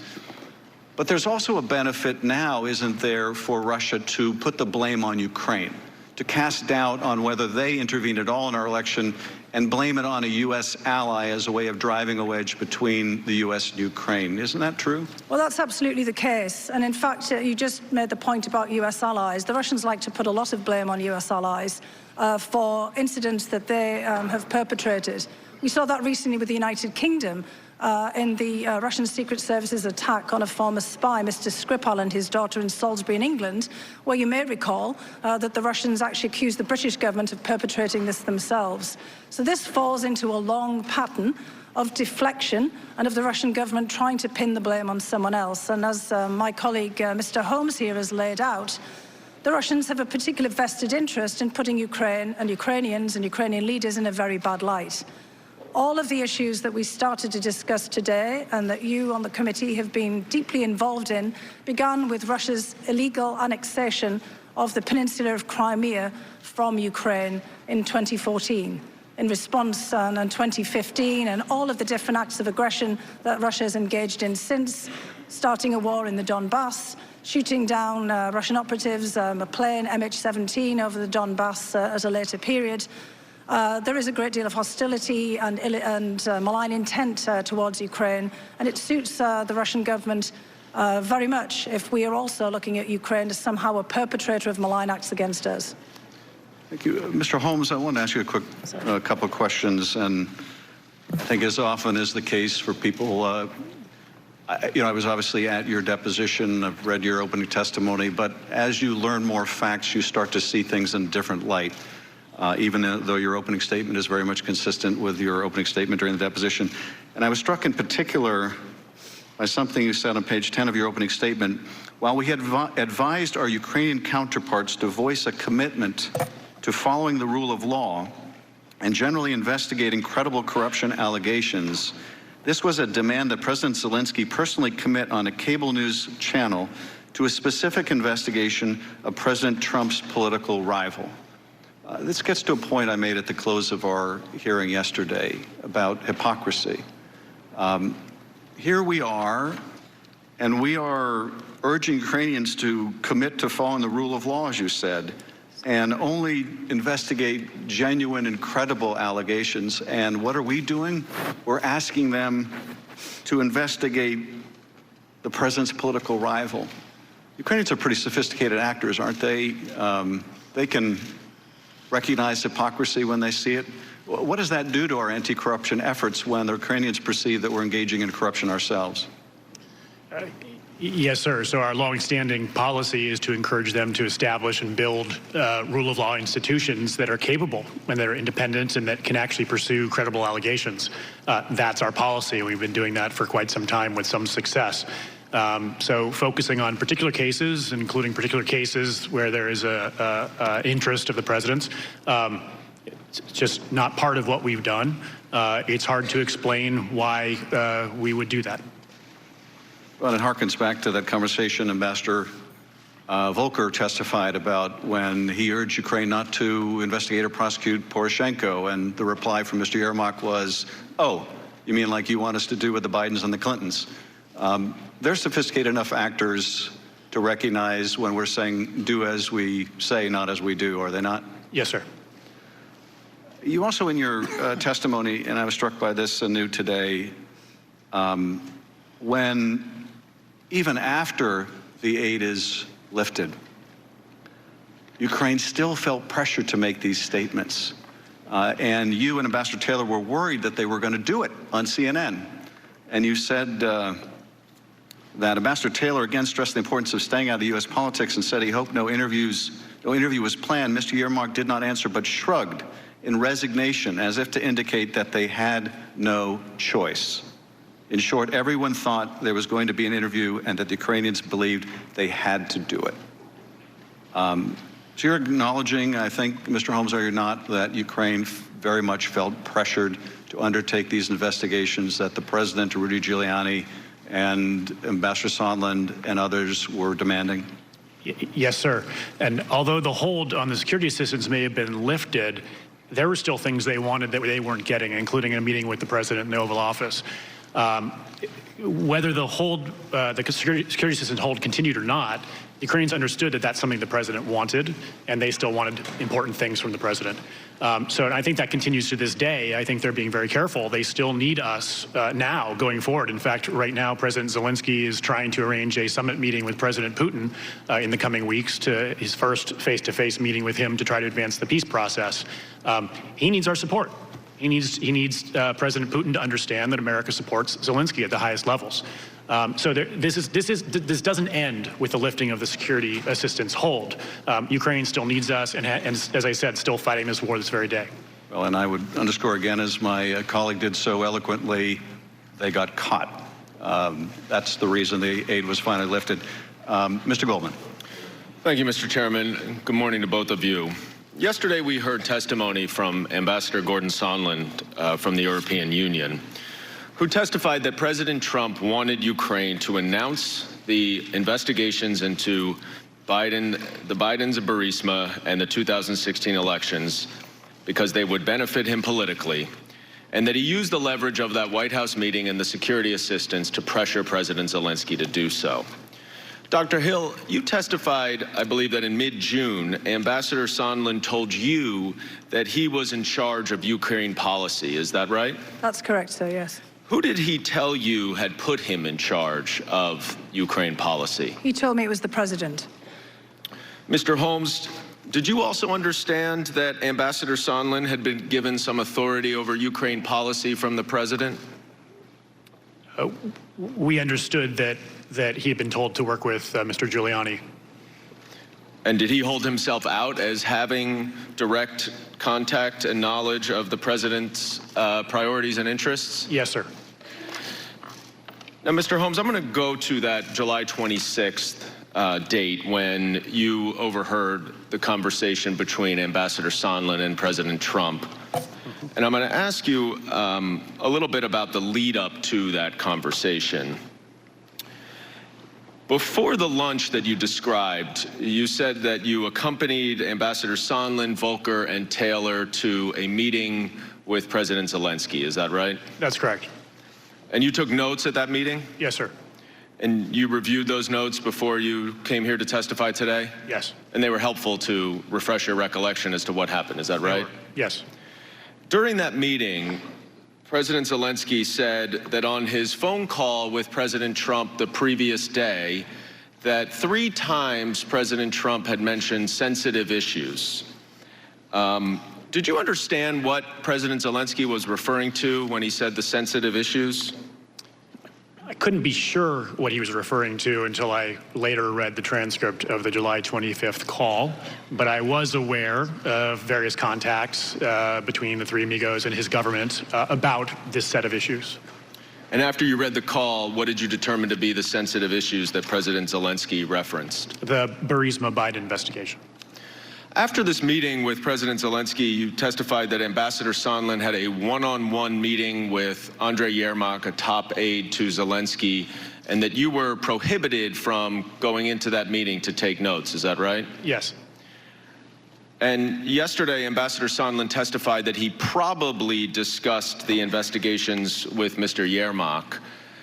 Did Ambassador Sondland tell you at all what they discussed? He did not. Now, after this meeting with Mr. Yermak, you went to lunch. And can you just describe where you were sitting at the restaurant? Yes, sir. The restaurant has sort of glass doors that open onto a terrace.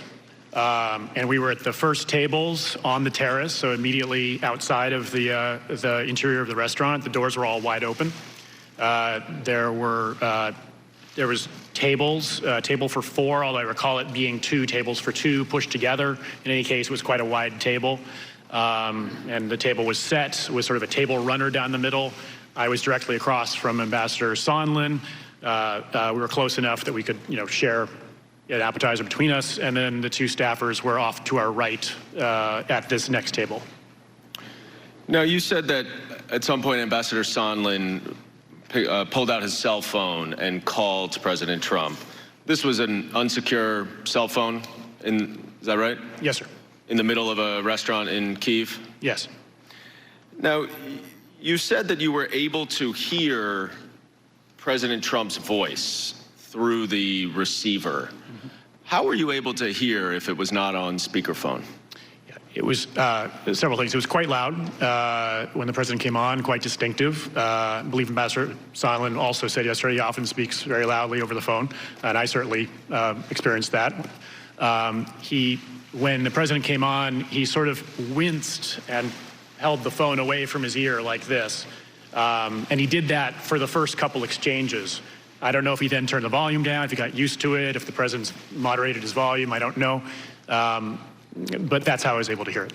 And so you were able to hear some of what President Trump said to President Zelensky, is that right? The first portion of the conversation, yes. And what did you hear President Trump say to, I'm sorry, not President Zelensky, to Ambassador Sondland? What I hear the president say to Ambassador Sondland? Yeah, he clarified whether he was in Ukraine or not, and he said, yes, I'm here in Ukraine. And then Ambassador Sondland said he loves your ass, he'll do anything you want. He said he can do the investigation. So you heard President Trump ask Ambassador Sondland, is he going to do the investigation? Yes, sir. What was Ambassador Sondland's response? He said, oh, yeah, he's going to do it. He'll do anything you ask. And was that the end of the Ukraine portion of the conversation? Yes. Afterwards, you described a follow-on conversation that you had with Ambassador Sondland, where you asked him, I think, generally, what did President Trump think of Ukraine? Is that right? Correct. What did Ambassador Sondland say to you? He said he doesn't really care about Ukraine. Did he use slightly more colorful language than that? He did. What did he say that he does care about? He said he cares about big stuff. Did he explain what he meant by big stuff? Well, I asked him, well, what kind of big stuff? We have big stuff going on here, like a war with Russia, and he said, no, big stuff like the Biden investigation that Mr. Giuliani is pushing. Now, Were you familiar with the Biden investigation that he referenced at that point? Yes, sir. And how do you have such a specific and clear recollection of this conversation with the president and your conversation with Ambassador Sondland? Yeah. So this was a very distinctive experience. I've never seen anything like this in my foreign service career. Someone at a lunch in a restaurant making a call on a cell phone to the President of the United States. Being able to hear his voice, it's a very distinctive personality, as we've all seen on television. Very colorful language was used. They were directly addressing something that I had been wondering about working on for weeks and even months. A topic that had led to the recall of my former boss, the former ambassador. And so here was a person who said he had direct contact with the president, and had said that over the course of time. Here he is actually having that contact with the president, hearing the president's voice, and them talking about this issue of the Biden investigation that I'd been hearing about. So just to summarize, during the phone call that you overheard Ambassador Sondland have with President Trump, you heard President Trump himself ask, the only question that you really heard him ask, I believe, is whether he was going to do the investigation, to which Ambassador Sondland responded that he would, and he would in fact do anything that President Zelensky wants. Is that an accurate recitation of what happened? That's correct. And then after that call, you had a subsequent conversation with Ambassador Sondland where he, in sum and substance, told you that the president doesn't care about Ukraine. He only cares about big stuff related to himself, and particularly the Biden investigation that Giuliani was pushing? Correct. Now, a day before your lunch with Ambassador Sondland, President Trump did speak with President Zelensky, as you referred, and certainly the president made it clear to President Zelensky that he cared about the Biden investigation. Now, neither of you did listen to this call, but as you testified, you both read it subsequent to its publication. Dr. Hill, you, during your time, 2.5 years in the White House, listened to a number of presidential phone calls, is that right? That's right. Can you estimate approximately how many? I can't actually. I mean, sometimes there would be multiple calls during a week. I was there for more than 2 years, so it's a fair number. Had you ever heard a call like this one that you read? I don't want to comment on this call because this is, in my view, executive privilege. Counsel. In terms of the testimony, yes. I think that as a threshold matter, I think that there are issues of classification regarding head of state communications that we do want to be sensitive to in this forum, among other issues. Understood. I'm really just focused on this one call that has been declassified and published, and just asking you whether you'd ever heard any presidential phone call along these lines. Well, again, I'd like to just focus in this testimony on this particular call, and I will just say that I found this particular call subject matter and the way that it was conducted surprising. You said in your deposition testimony that you were very shocked and very saddened to read it. That's correct. Why was that? Because of the nature of the discussion, the juxtaposition of the issues in which they were raised, and also given the fact that I myself had actually opposed, along with Ambassador Bolton for some period, having a call unless it was very well prepared, and that we were confident that the issues that Ukraine and the United States were most generally together interested in were going to be raised. And I saw in this call that this was not the case. You also testified that you were concerned that this call was turning a White House meeting into some kind of asset. Do you recall that testimony? I don't think it was specifically about that call, but I recall the testimony because this was clearly the discussion preceding the call. Remember, I left on July 19th and the call took place the following week. In the months leading up to that, from May onwards, it became very clear that the White House meeting itself was being predicated on other issues, namely investigations and the questions about the election interference in 2016. Mr. Holmes, you indicate in your opening statement that the chief of staff to President Zelensky had indicated to you that in this phone call on July 25th, there was a discussion about personnel issues related to the Prosecutor General's office. After you read the call, did you understand who and what that was referring to? Yes, sir.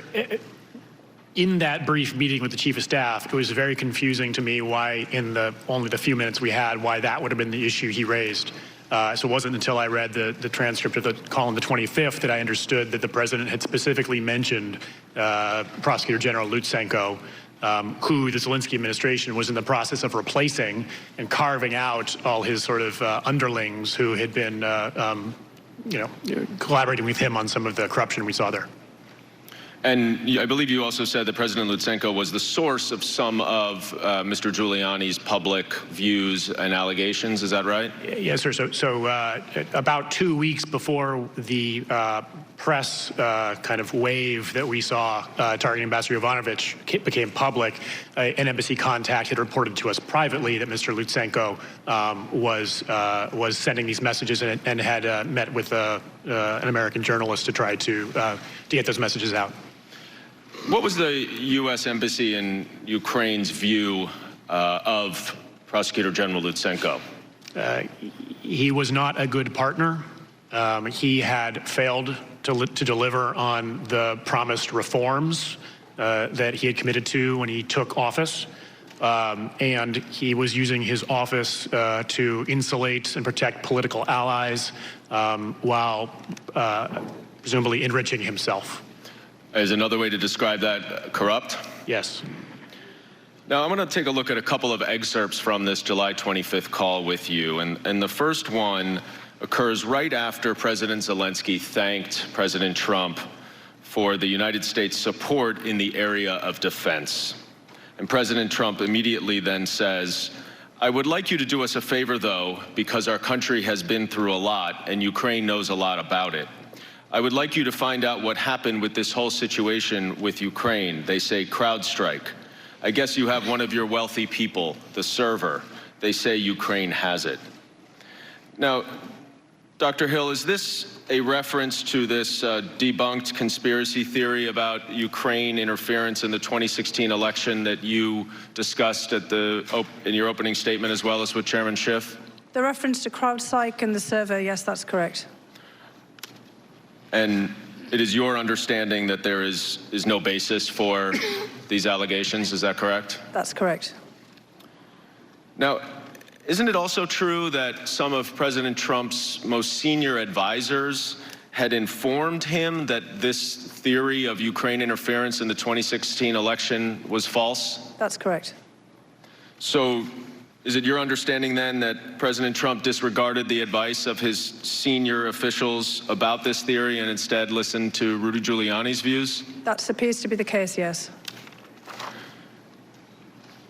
And I also then want to just show one other exhibit that goes back to what you were testifying earlier, Dr. Hill, about Russia's interest in promoting this theory. This is an excerpt from a February 2nd, 2017 news conference with President Putin and Prime Minister Orban of Hungary, where Putin says, "Second, as we all know, during the presidential campaign in the United States, the Ukrainian government adopted a unilateral position in favor of one candidate. More than that, certain oligarchs, certainly with the approval of the political leadership, funded this candidate, or female candidate, to be more precise." Mr. Holmes, you spent 3 years as well in the U.S. Embassy in Russia. Why would it be to Vladimir Putin's advantage to promote this theory of Ukraine interference? First of all, to deflect from the allegations of Russian interference. Second of all, to drive a wedge between the United States and Ukraine, which Russia wants to essentially get back into its sphere of influence. Thirdly, to besmirch Ukraine and its political leadership, to degrade and erode support for Ukraine from other key partners in Europe and elsewhere. And Dr. Hill, by promoting this theory of Ukrainian interference in the 2016 election, was President Trump adopting Vladimir Putin's view over his own senior advisors and intelligence officials? I think we have to be very careful about the way that we phrase that. This is a view that President Putin and the Russian security services and many actors in Russia have promoted. But I think that this view has also got some traction, perhaps in parallel and separately here in the United States. And those two things have, over time, started to fuse together. Well, back in May of this year, do you recall that President Trump had a phone conversation in early May with President Putin? I do. And that he also then met in mid-May with Prime Minister Orban, who had joined President Putin at this press conference? That's correct. Now, that happened in between the time when President Zelensky was elected on April 21st and his inauguration on May 20th. Is that right? Correct. And in fact, isn't it true that President Trump had asked Vice President Pence to attend the inauguration after his phone call with President Zelensky on April 21st? I'm not sure that I can say that President Trump had asked the Vice President Pence. I was not in any meeting in which that took place. I can say that I myself and many others at the NSC and in the State Department were quite keen, very eager to have Vice President Pence go to Ukraine to represent the United States government and the President. And is that also your recollection, Mr. Holmes, that you wanted Vice President Pence to attend? Yes, sir, and we understood that was the plan. Now, Jennifer Williams from the Office of the Vice President testified here that on May 13th, which is the same day that President Trump met with Prime Minister Orban, that the President called off Vice President Pence's trip for unknown reasons, but before the inauguration date had been scheduled. And Dr. Hill, were you aware also that during that period there was a lot of publicity, and I think, Mr. Holmes, you referenced this in your opening statement as well, about Rudy Giuliani's interest in these investigations in Ukraine? I was certainly aware, yes. And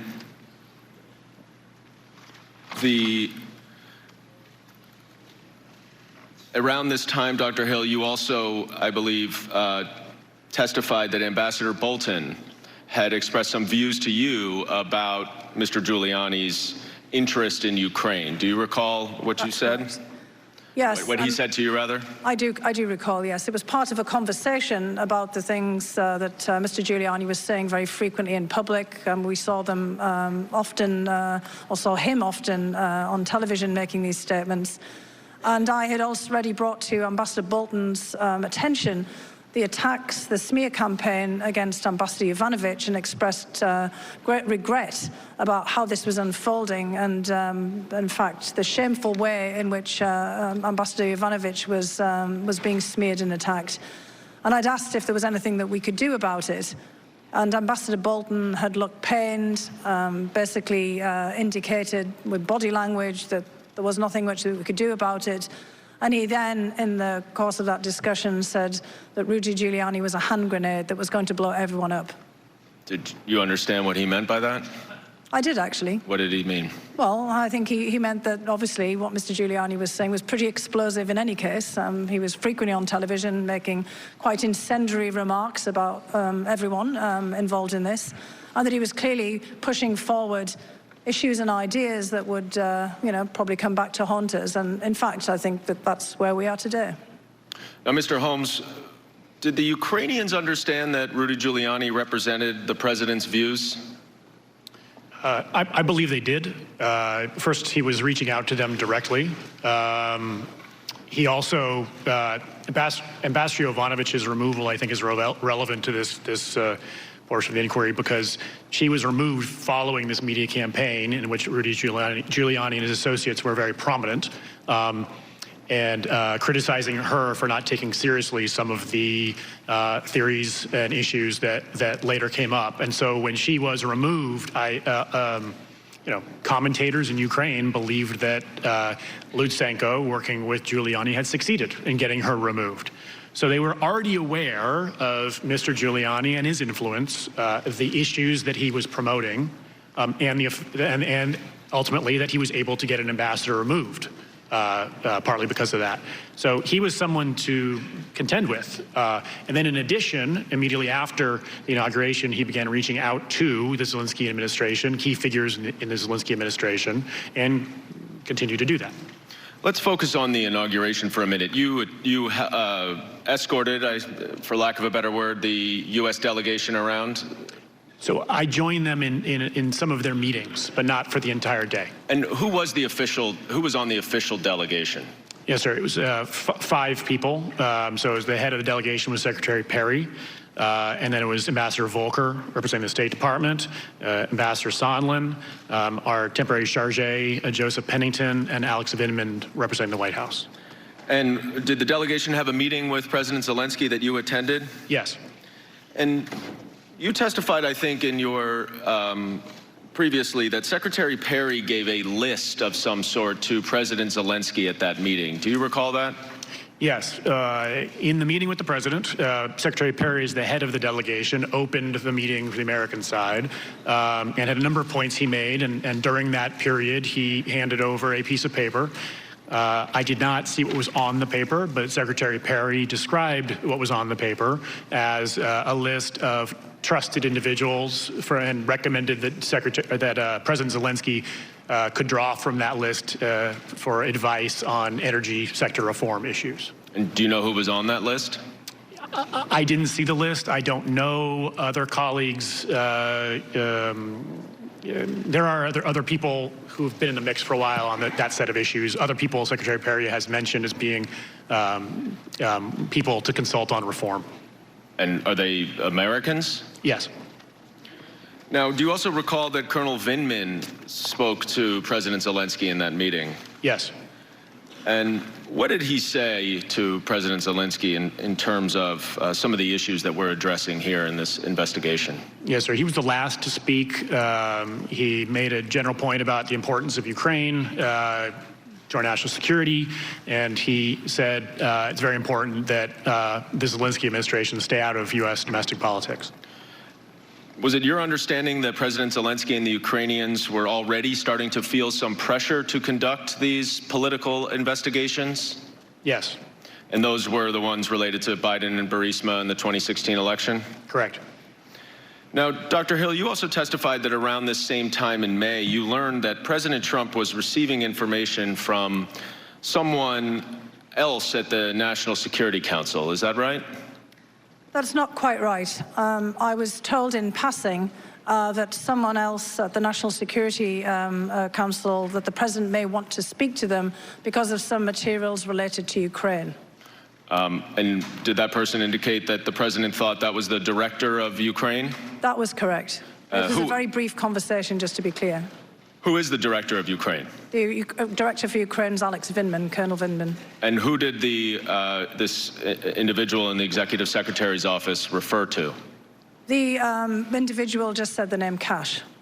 And did you know who that was? Initially, when I was thinking about it, I had to search my mind, and the only Cash that I knew at the National Security Council was Kash Patel. And Kash Patel did not work on Ukraine matters that you oversaw, is that right? Not that I oversaw, no. So the indication is that Kash Patel had provided some information directly to the president without your knowledge? That seemed to be the indication. Now, I want to go back to the July 25th call right now, where President Trump, in another excerpt, asked President Zelensky about his potential political opponent, Vice President Joe Biden. In this excerpt, the president said, "The other thing, there's a lot of talk about Biden's son, that Biden stopped the prosecution, and a lot of people want to find out about that. So whatever you can do with the Attorney General would be great. Biden went around bragging that he stopped the prosecution, so if you can look into it. It sounds horrible to me." Now, Dr. Hill, this was, of course, one of the allegations that Rudy Giuliani was pushing, is that right? That's correct. And now confirmed in this July 25th call that the president was also interested in it? Yes. Ambassadors Volker and Sondland have tried to draw a distinction between their understanding of the connection between Burisma and the Bidens. But Dr. Hill, was it apparent to you that when President Trump, Rudy Giuliani, or anyone else was pushing for an investigation into Burisma, that the reason why they wanted that investigation related to what President Trump said here, the Bidens? It was very apparent to me that that was what Rudy Giuliani intended, yes. Intended to convey that Burisma was linked to the Bidens, and he said this publicly, repeatedly. And Mr. Holmes, you also understood that Burisma was code for Bidens? Yes. And do you think that anyone involved in Ukraine matters in the spring and the summer would understand that as well? Yes. Now, are either, Dr. Hill, are you aware of any evidence to support the allegations against Vice President Biden? I am not, no. And in fact, Mr. Holmes, the former Prosecutor General of Ukraine, who Vice President Biden encouraged to fire, was actually corrupt, is that right? Correct. And was not pursuing corruption investigations and prosecutions, right? My understanding is the Prosecutor General at the time, Shokin, was not at that time pursuing investigations of Burisma or the Bidens. And in fact, removing that corrupt Prosecutor General was part of the United States anti-corruption policy, isn't that correct? That's correct, and not just us, but all of our allies and other institutions that were involved in Ukraine at the time. Now, Dr. Hill, you indicated earlier that you had understood that a White House meeting was conditioned on the pursuit by Ukraine of these investigations. And I want to focus on the July 10th meeting in the White House where that came to light. You indicated that in your testimony that there was a large meeting that Ambassador Bolton ran where Ambassadors Sondland, Volker, and Secretary Perry also attended. Is that right? That's correct, yes. And why were they included in that meeting with two Ukrainian officials about national security matters? Well, the initial intent had not been to include them. We had anticipated that the two Ukrainian officials would have a number of meetings, as is usually the procedure, and that there would be meetings at the State Department, potentially also at the Energy Department. And then there was a request to have Ambassadors Sondland and Volker included, coming directly from their offices. And as a result of that, clearly given the important role that Secretary Perry was playing in the energy sector reform in Ukraine, and the fact that he had also been in the delegation to the presidential inauguration in Ukraine, we decided that it would be better then to include all three of them. Now, toward the end of this meeting, the Ukrainians raised their ongoing desire for an Oval Office meeting. Is that right? That's correct. And what happened after they did that? Well, I listened very carefully to Ambassador Sondland's testimony yesterday, so I want to actually point out something where I think it's easy to explain why he had a different interpretation of how this came into being. The meeting had initially been scheduled for about 45 minutes to an hour, and it was definitely in the wrap-up phase of the meeting when this occurred. We'd gone through a series of discussions. Alexander Danylyuk, who was at this point the designated National Security Advisor of Ukraine, really wanted to get into the weeds of how you might reform a National Security Council. He talked to me about this prior to the meeting, and he was hoping to have this opportunity with the National Security Advisor of the United States to get his first-hand opinions and thoughts on what might happen. We'd also wanted to go through discussion about how important it was for Ukraine to get its energy sector reform underway. And clearly, Secretary Perry had some talking points to this. This is an issue that Ambassador Bolton was also interested in. And then we knew that the Ukrainians would have on their agenda, inevitably, the question about a meeting. And so, as we get through the main discussion, we're going into that wrap-up phase. The Ukrainians, Mr. Danylyuk, starts to ask about a White House meeting. And Ambassador Bolton was trying to parry this back. Although he's the National Security Advisor, he's not in charge of scheduling the meeting. We have input recommending the meetings, and this goes through a whole process. So it's not Ambassador Bolton's role to start pulling out the schedule and start saying, right, well, we're going to look and see if this Tuesday in this month is going to work with this. And he does not, as a matter of course, like to discuss the details of these meetings. He likes to leave them to, the appropriate staff for this. So this was already going to be an uncomfortable issue. And as Ambassador Bolton was trying to move that part of the discussion away, I think he was going to try to deflect it onto another wrap-up topic, Ambassador Sondland leaned in basically to say, Well, we have an agreement that there will be a meeting if specific investigations are put underway. And that's when I saw Ambassador Bolton stiffen. I was sitting behind him in the chair, and I saw him sit back slightly like this. He'd been more moving forward like I am to the table. And for me, that was an unmistakable body language, and it caught my attention. And then he looked up to the clock and, at his watch, or towards his wrist in any case. Again, I was sitting behind him, and basically he said, well, it's been really great to see you. I'm afraid I've got another meeting. And did Ambassador Sondland say who his agreement on this White House meeting was with? In that particular juncture, I don't believe so. It was later, which I'm sure you'll want to talk about, that he did say more specifically. And what did he say later?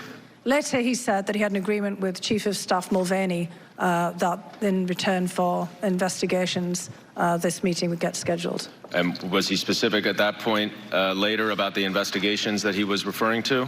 He said the investigations in Burisma. Now, did you have a conversation with Ambassador Bolton after this subsequent meeting with Ambassador Sondland?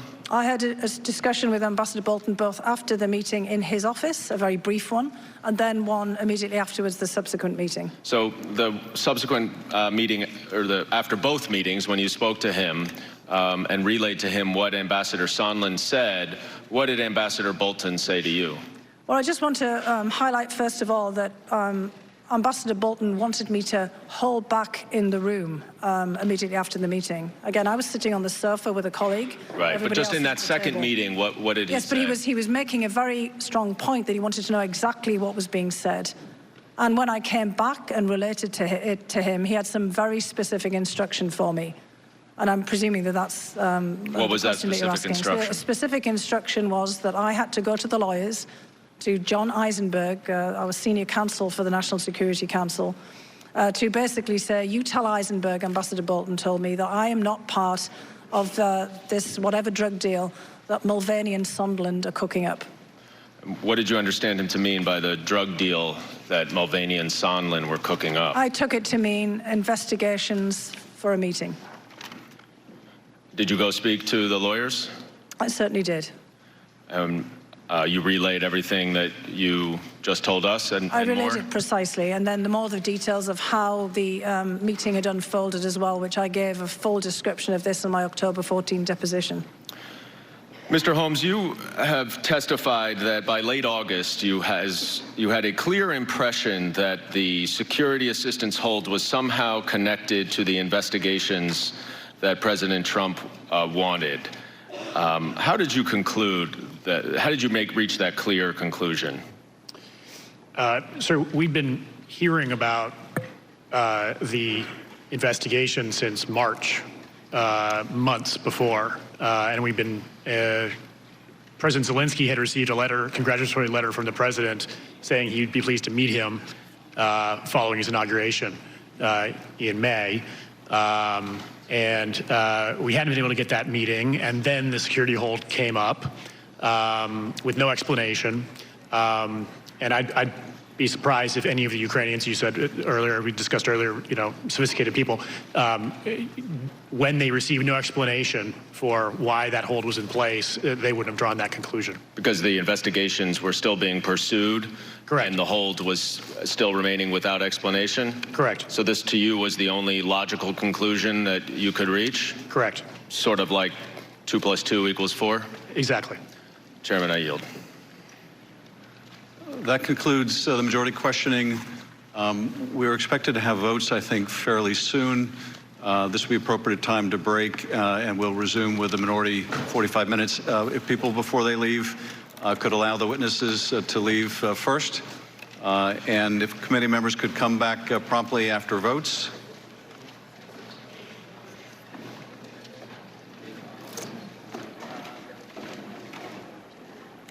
And you see the committee's going to take a break there after the questioning from the Democratic Majority Counsel and, of course, Congressman Schiff, the chairman of the committee, of the two witnesses, Fiona Hill and David Holmes, friendly witnesses for the Democrats on this committee. And I want to bring in senior congressional correspondent Mary Bruce. It seemed like they were really trying to establish, as I said, with these two witnesses, one, more details on the effort, the pressure campaign, and the effort to tie a White House meeting to those investigations that the president had been looking for over a long period of time. One of the things they were trying to establish in the questioning. And second, that these investigations that the president was calling for, according to these witnesses, didn't have much to do with corruption or the anti-corruption effort in Ukraine.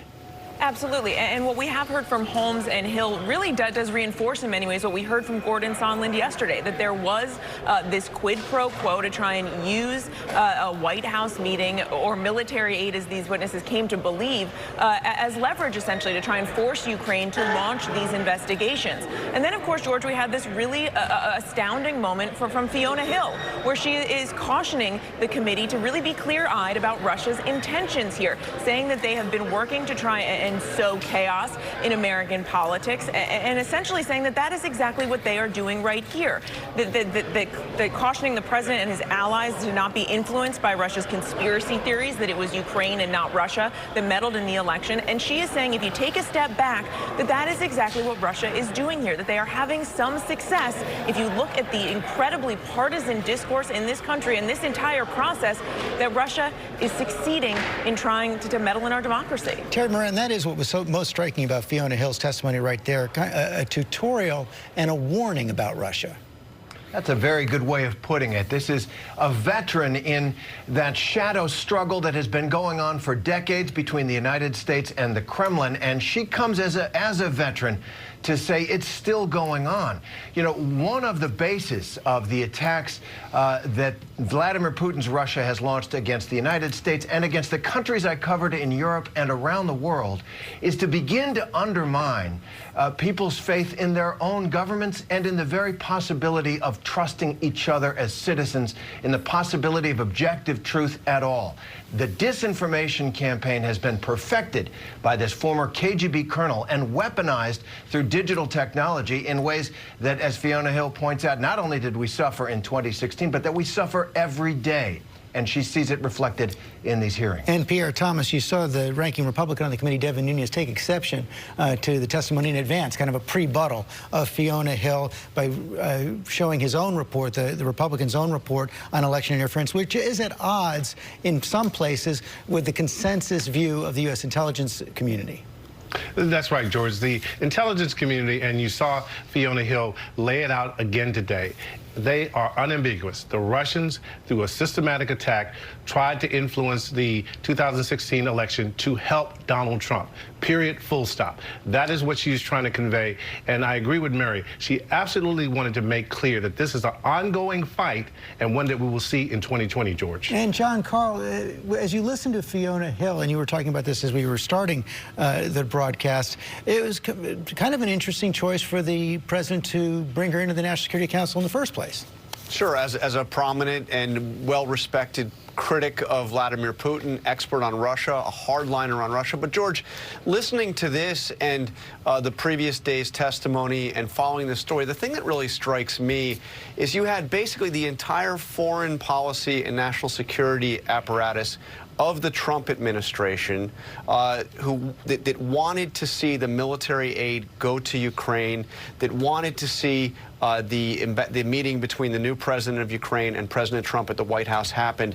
This is something that you heard from the political officer today at the embassy, from the acting ambassador at the embassy, from the EU ambassador who was the point person, the envoy to Ukraine, the national security advisor, the Secretary of State, basically everybody that President Trump had put in place to deal with Russia and Ukraine policy wanted to see this military aid freed up and sent as Congress had approved. The one exception to that, it appears to me, was Donald Trump. I guess maybe there was a potential second exception, which would be Rudy Giuliani, again, not part of the administration. And potentially a third, Mick Mulvaney, who carried out the president's direction to freeze the aid as well. David Muir, one of the striking things about David Holmes' testimony especially is the forensic level of detail he laid out in that long opening statement. He seemed to know that the Republicans, when they get a chance to question him, will ask him how he was able to remember in such detail that phone call.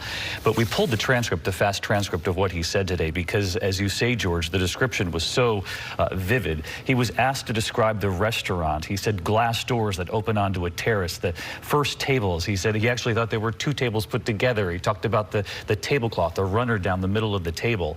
All of these were meant to sort of reinforce the fact that he remembered in vivid detail this conversation.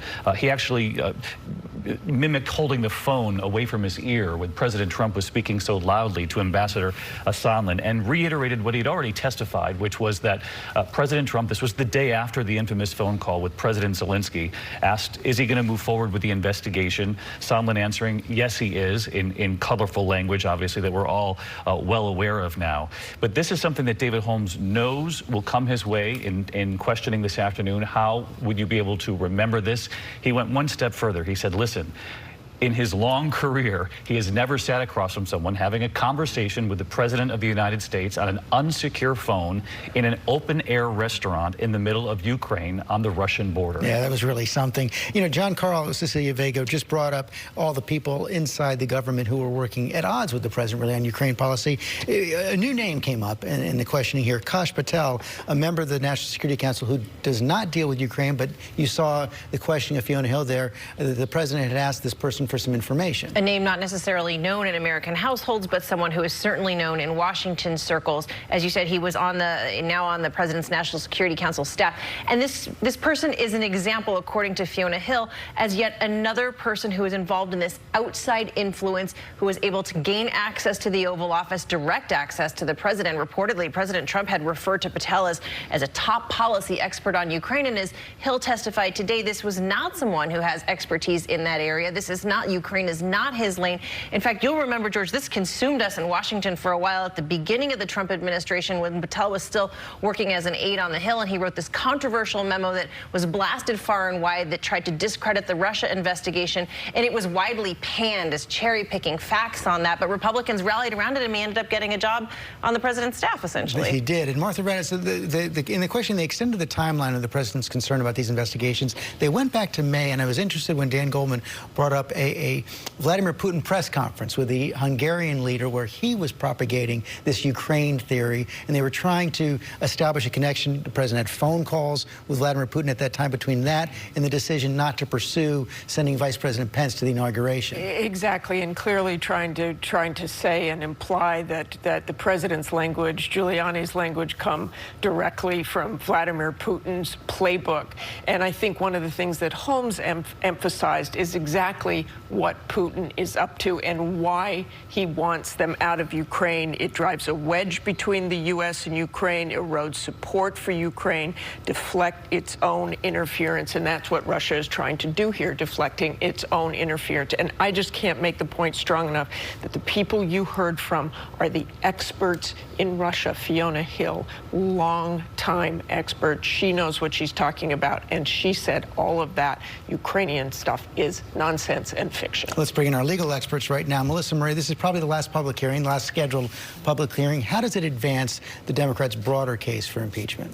Well, I think one of the things that Fiona Hill did very well here was lay out the case for Russian interference and basically do what the Mueller report did not. She laid it out very clearly for the American people. This is a threat right now. These impeachment hearings are playing right into the Republicans' hands. That might go against what the Democrats want the public to know and play right into the Republicans. But she laid out a really strong geopolitical case for what this means and why it's important. And she also made very clear that the shadow channel that Gordon Sondland was talking about, he was part of it, he was in it, and it was working to the detriment of what she was trying to do.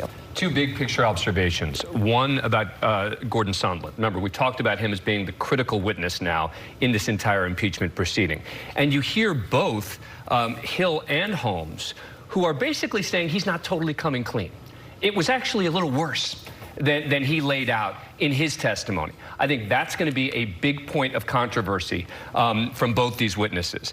And second, just their demeanor they seem a little more aggressive than we've seen from other witnesses. It seemed that, that almost every other witness didn't want to scuffle.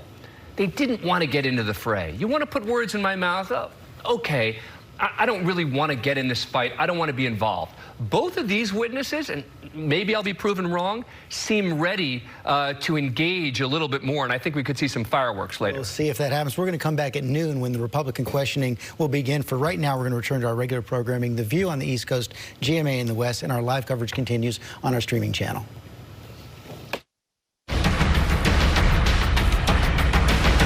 This has been a special report from ABC News. We now join our programming in progress. Short and abrupt conversation that he had with me.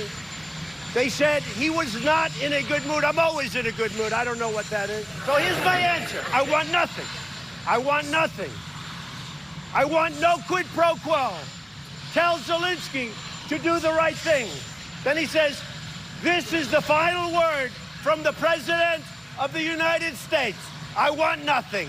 Okay, that was the president saying he was in a good mood. You know what? You know what? He makes Bernie Sanders look like Mr. Rogers, okay? And why is Melania always looking like she's in a hostage video if he's always in a good mood? But besides that, what he didn't mention was that Sondland testified that conversation happened the day after the whistleblower sounded the alarm about the phone call. So clearly he was just covering his butt. Right. Okay? Is he getting a little nervous, do you think? I think so. I mean, he appeared to be coming undone, in my view, when I saw that. Yeah. But what was interesting for me also during Sondland's testimony is that the Republican defense in this has been, but Sondland didn't speak directly to the president. But that doesn't matter at all. What matters is that Sondland said that he was